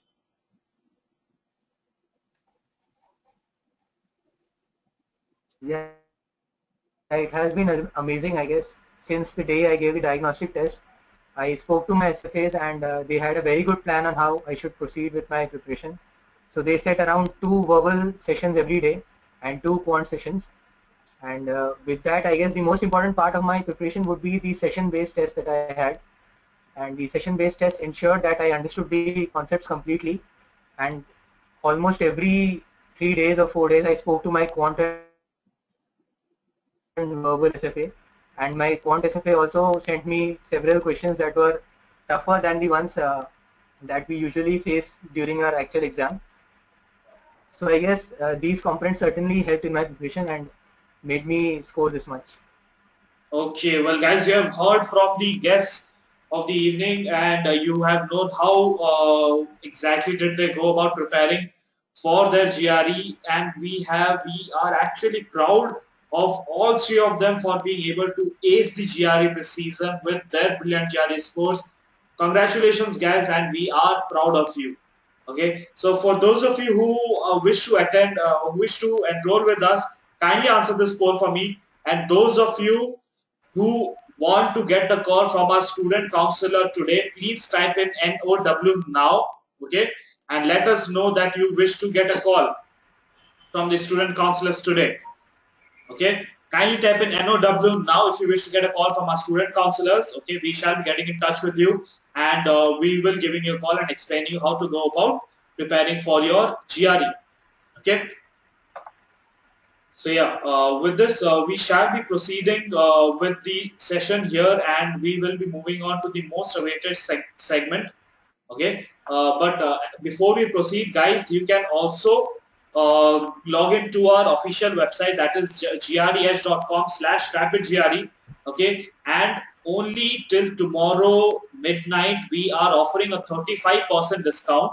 Okay, which is open only till tomorrow midnight, that is 31st midnight. You can obviously talk to our student counselors or go to the website, that is gres.com/rapidgre. Okay, and you can use the coupon code. Okay, what you see, the coupon code is RGRE35. Okay, that is the coupon code that you guys need to use if you wish to get a discount of 35%. Okay, so kindly visit the website. We shall be sharing with you link with you guys right now. Okay, please log into our website, that is gres.com/rapidgre. You shall be redirected to a page, the registration page. You can register, and while you get into the payment page, please do not forget to make use of the coupon, that is RGRE35. Okay, you will be getting 35% discount on a program which is worth 10,000 rupees. So the net worth of the program right now is 6,500 rupees, which is valid only till tomorrow midnight. Okay, so please click on the link that has been shared with you. Okay, and please enjoy the offer till tomorrow midnight. This is open for only for the attendees of today's session, and only because these three guys have been able to successfully score a 330. So thanks to these guys that we are offering a discount of 35%, and you can thank them later for being able to score more than them sometime later. Okay, so guys, thanks a lot, and we shall be proceeding with the session here. And with this, we come to the session where we take up questions. That is the Q&A session. So Sai, Subhanwit, and Anurag, are you guys ready to get started with the Q&A session? Yeah, let's start. Okay, Subhanwit.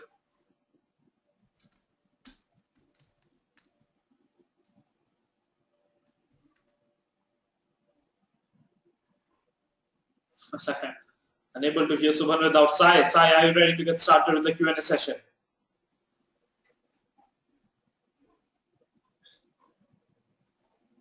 Yes, I am. Okay. So guys, if you have any questions, please type in the person whom you want this question to be directed to, and please put your question. Okay. So and then the question, the name of the person whom you wish to get an answer from, and then your question.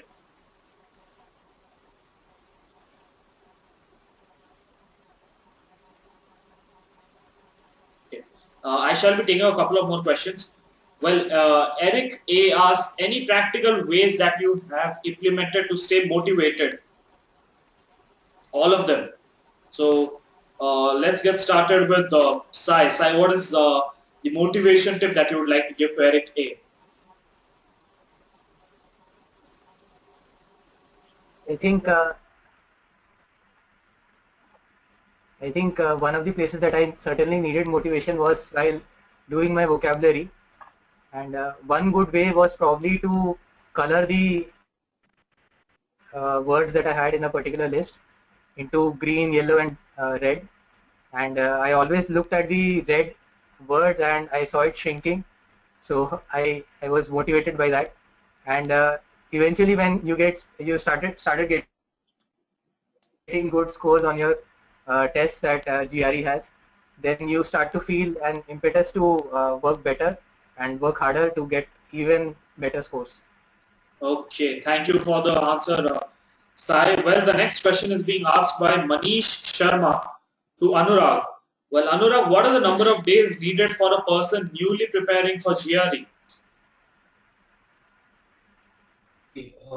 This is a double-sided question. It can also be asked like how many maximum days can one stay motivated for preparing for the GRE? So I, by personal experience, found out that towards the end I was losing my motivation. I was losing sight of the goal. So the thing is, if you try to study for more than 60 days of hardcore preparation, by hardcore I mean an hour and a half a day, it's just not possible because I think humans are hardwired not to be studying for that long. So if you have a 40-day preparation or a 45-day preparation plan, that is brilliant. That will get you, after that, studying more after that, rather than increasing your score, it might, just decrease your score because you will lose sight of the goal. You will lose sight of what you want to do and rather just keep on doing what you've been doing for the past 2 months, which is not right. So if I studied for 45 days and I got a pretty good score only with GRE Edge. So if that answers your question, then fine, yeah. Okay, so guys, we shall be having a quick round of inputs with respect to the AWA section, which we haven't discussed. Okay, so can we have a quick round of inputs with respect to the analytical writing section? Subhanwit, if you can hear me, can you please give us some inputs with respect to the AWA section?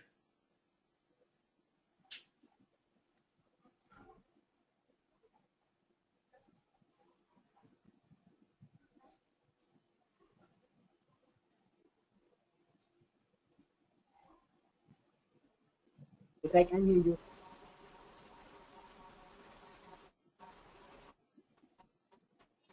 Please repeat. Subhanwit, your inputs on the AWA I section, cannot hear you, bro. analytical writing.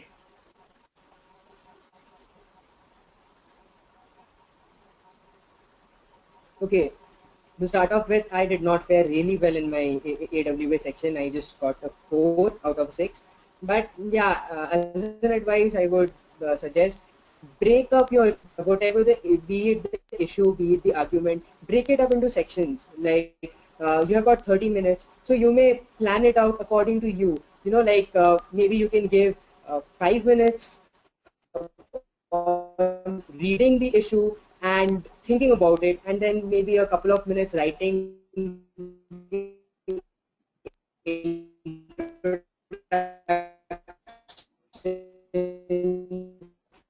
a few minutes for gathering 3 or 4 points, and then concluding it accordingly. So come up with a plan like that on your own, and then say.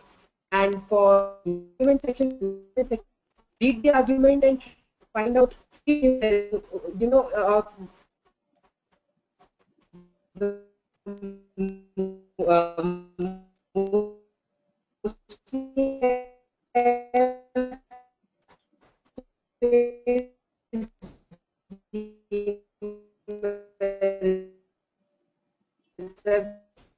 flaws.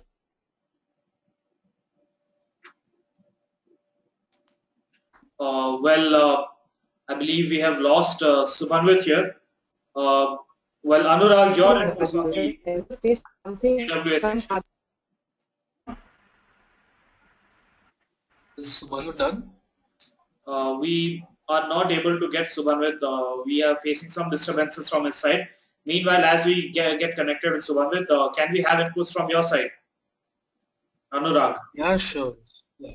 So the AWS section, right? That's just a couple of essays. So my personal experience with the AWA was the issue section, the issue topic that I was given.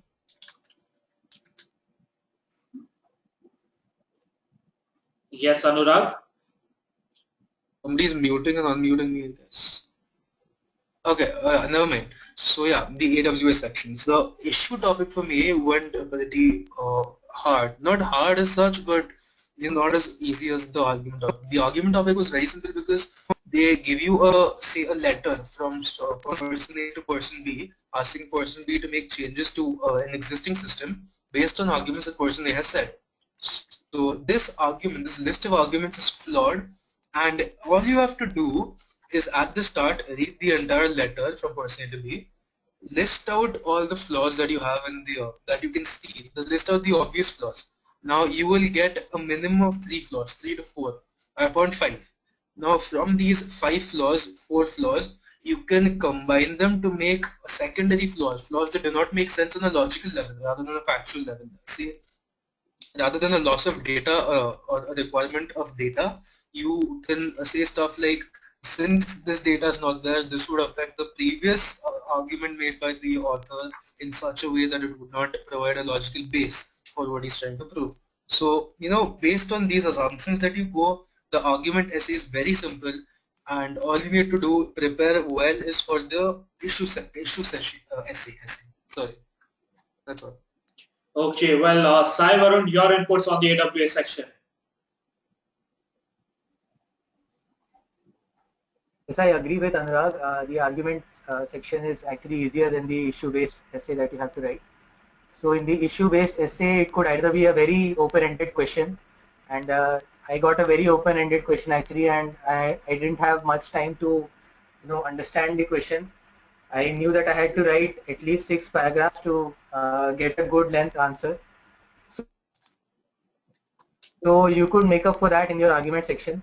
Each sentence probably in your conversation is actually an assumption that the person has made. So if you look at a sentence very carefully, then you could actually deconstruct that argument, that particular sentence, and find out the flaws that he has in his assumptions. And if you get around, as he said, if you get around 5 flaws, then you could create around 6 paragraphs or 5 paragraphs out of that. And that would be a very good answer that could fetch you around 5.5 or even a 6. Okay. Well,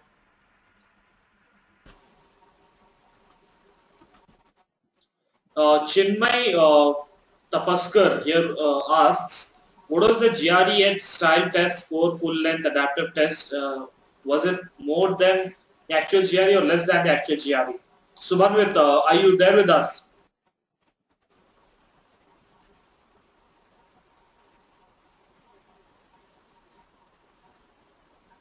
Well, I believe we have lost Subhanwit. Yes, I can hear you. Can you hear Okay. me? Okay. Yes, Subhanwit. So, what was your GRE Edge style test with GRE style test at GRE Edge? Was it more than your actual GRE or less than actual GRE?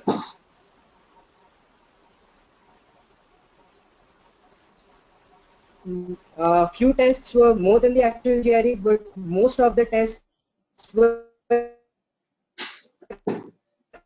at par, and that's the best thing I liked about GRE Edge. They did not give me which were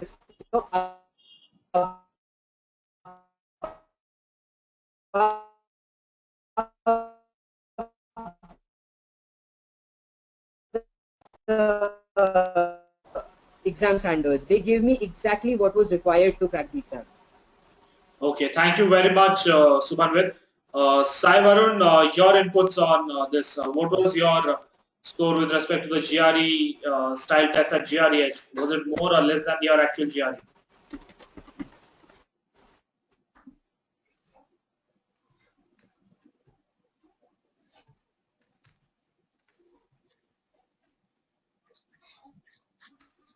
Sai Varun, can you hear me?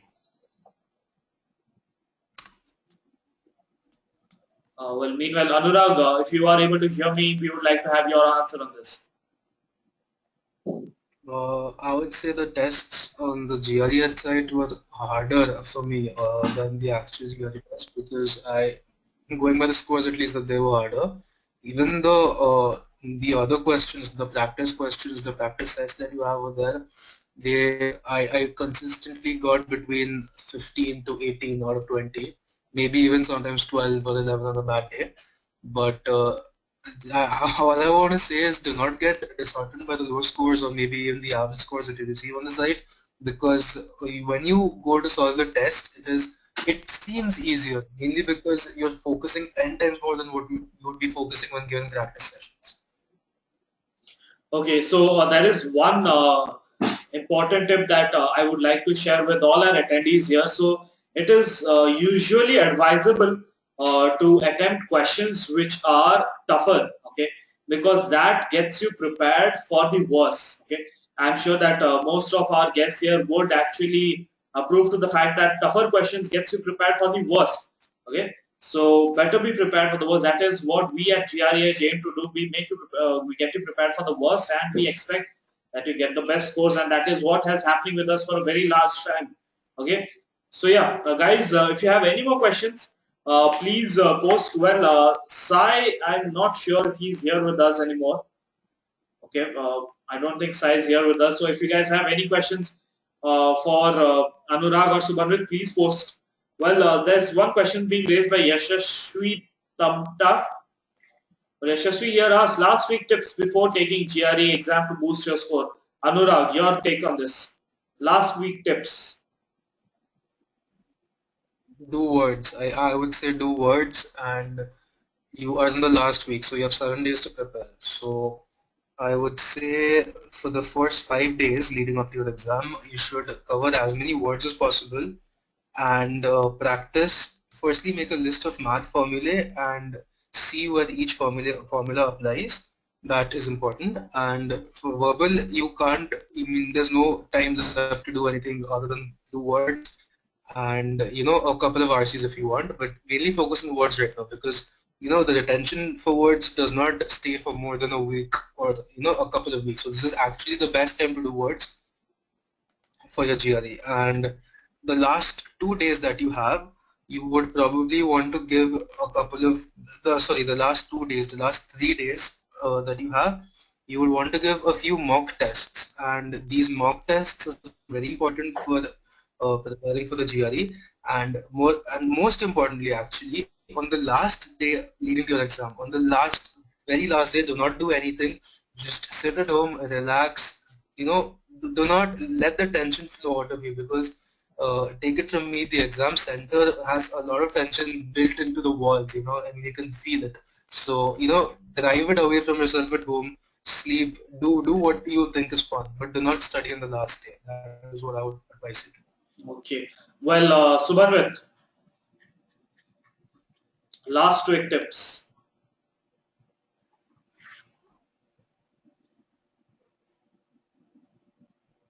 Last week, I would recommend any candidate to take the ETS power prep tests because it gives the exact interface what one is going to face in the real examination. Though GRE Edge provides an interface which is very close to that, and one needs to take them. I would recommend a student to take a lot of mock tests. Maybe one per day until the penultimate day. And one more thing would be, as Anurag suggested, to do a lot of words because you do not happen to retain a lot of words for a long time.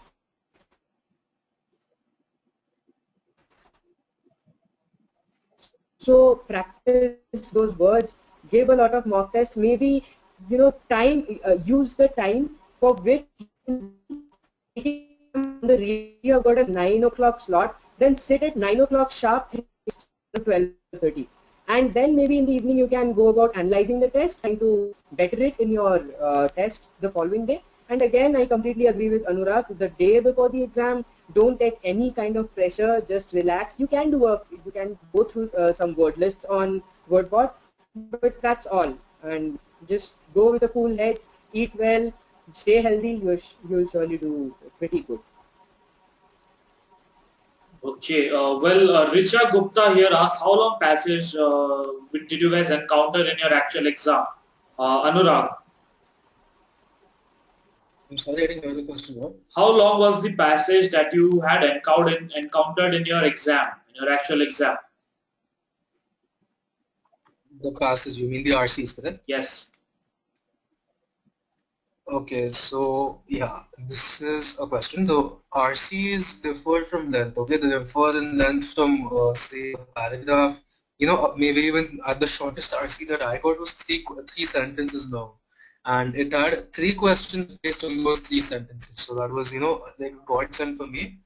But don't take my word for it because this can change anywhere from three sentences to 5, 6 paragraphs. I had a passage in the second, I think I had three verbal sections, and in the third verbal section, I think my passage went to 6 paragraphs and it had only one question in it. So do not go on a fixed length for passage length. It'll lead you off.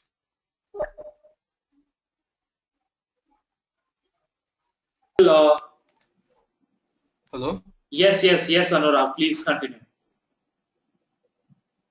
Yeah. Did you hear me? That I just Yes, finished. yes, yes, yes. Okay. So let's take up a couple of more questions. Uh, Anna Malai K asked a very interesting question, which I would like both of you to answer.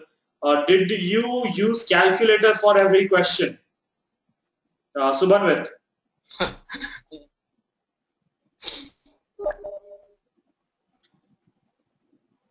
Subhanwit, did you use a calculator for your questions? No, calculator can impede you at times. So if you don't really require a calculator, no, not for all questions. If it entails some calculation, then of course I did use a calculator. But for many questions, like in data, many questions of data interpretation, many questions of geometry, you would not need to calculate anything which requires rigorous calculation. So for that, using a calculator would be just wasting time. So it would be better just to not use the calculator because that will just end up you will just be ending up wasting very precious time during the exam. Okay, we have Sai Varun back with us. Welcome back, Sai. Well, you have most certainly missed out on a couple of questions. So, yes, one question that was raised by Yashashvi was directed towards you. That is last minute tips, last week tips, in fact, for preparation for GRE. What is it that a student must do in the last week? Yeah, in the last week, the only good thing that you could do is do some full length tests. And if you practice a lot, that would help you take off the sting from the actual test. And I gave around 6 to 7 tests and I scored consistently around 331, 329, especially on the ones that GRE has had. So doing some full length tests is really important. And on the day before the exam, I didn't do anything. I just stayed calm and I was quiet during my journey to my test center and all. And being very calm is important during your test. So the last week should be, I think, effectively used by doing some full length tests and practice. Okay, thank you very much for that input, Sai. Subhanwit, there is one question being raised by Vidyut Datta, who asks, when is the ideal time to take the GRE and how many months in advance should we take our GRE date?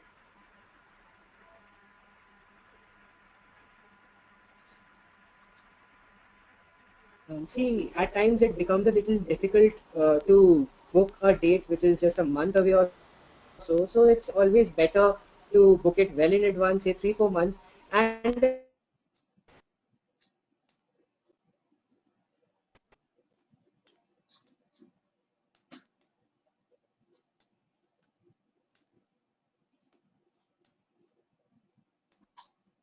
for 6 months, 4 months, but I buckled up only for 30 or 40 days before the next exam.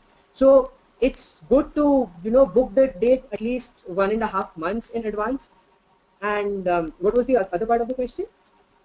Uh, how exactly, how many days in advance should we book our GRE date? Yeah, 1.5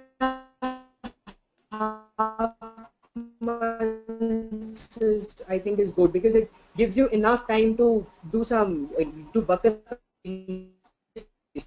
By serious, I do not mean 6-8 hours, maybe 1.5 hours, couple of hours, a few full length tests. But it gives you a lot of time. You have a deadline, and that's why I think 1.5 months is a pretty good period for taking the for booking your date. Okay. Well, a very important question is being raised by Mr. Gunashekar. Sai, I would like you to answer this question. The question is, what is the importance of typing speed in AWA section, and what is an ideal typing speed that a candidate must have? Yeah, I know touch typing, so I guess I could type 50 words per minute. So maybe 50 words per minute and doing 6 or 7 paragraphs is enough. 50 words on this speed, you would probably write the entire essay in around 20 minutes, leaving you some 10 minutes for, preparing and jotting down the points. So typing speed is important in ensuring the length of the answer that you have. So Okay. 50 words per minute is really good and good enough. Okay. Well,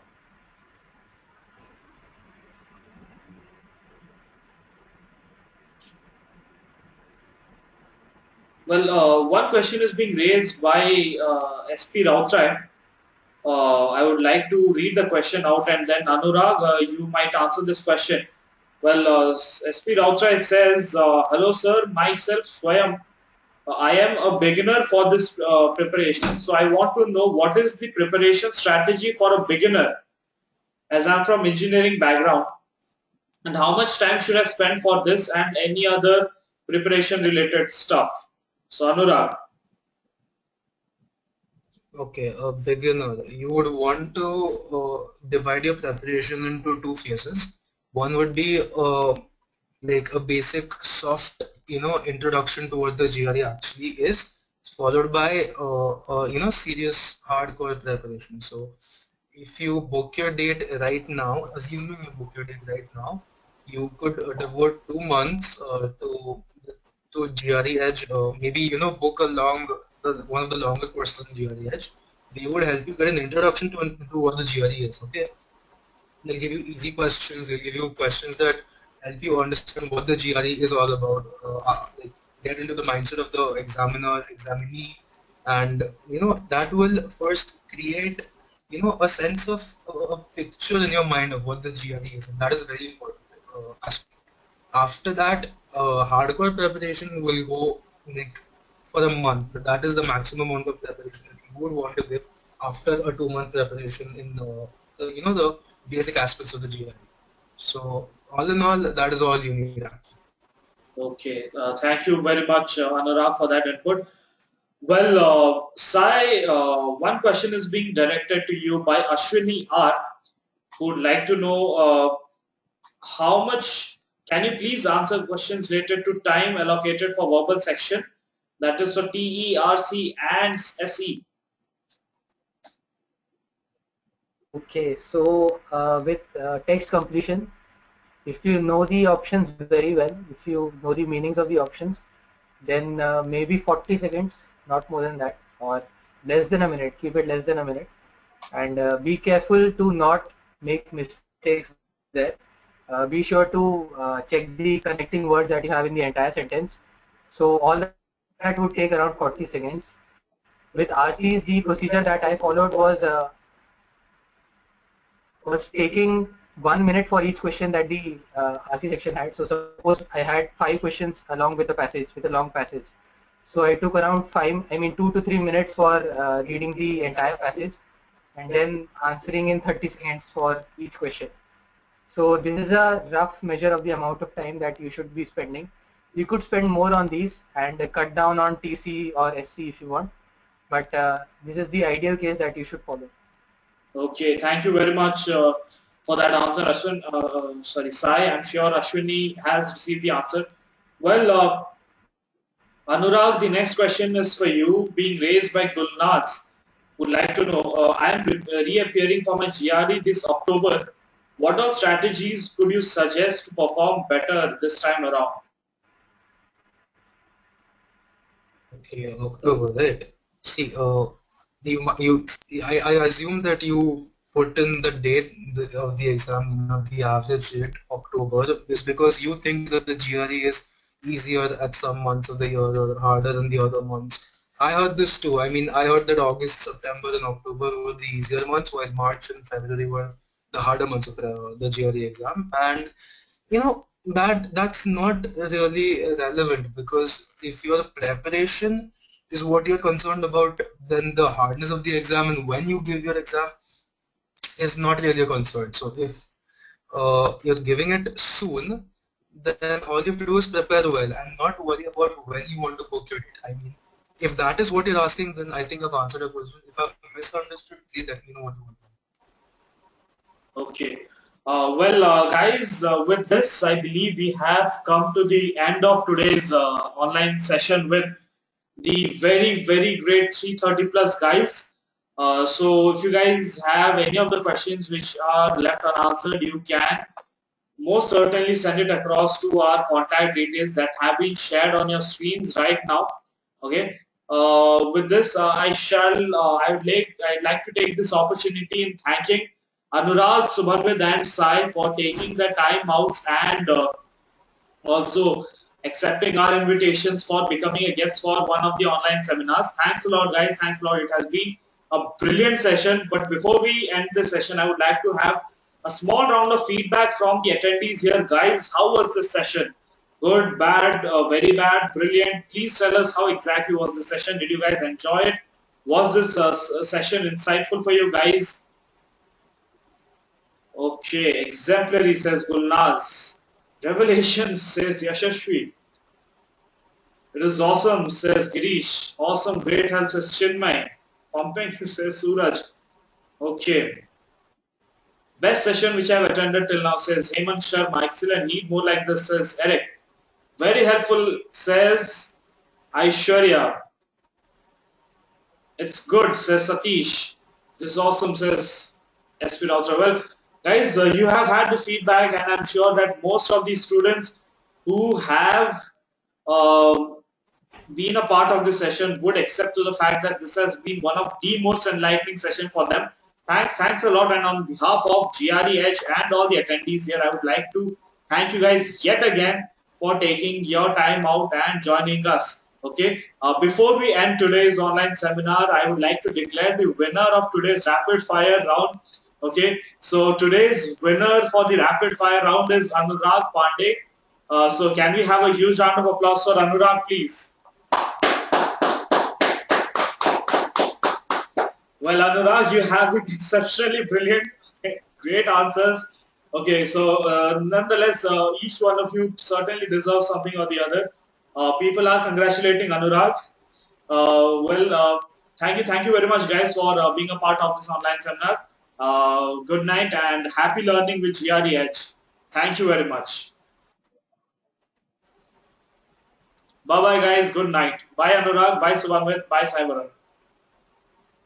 Hi guys, and good luck for your test.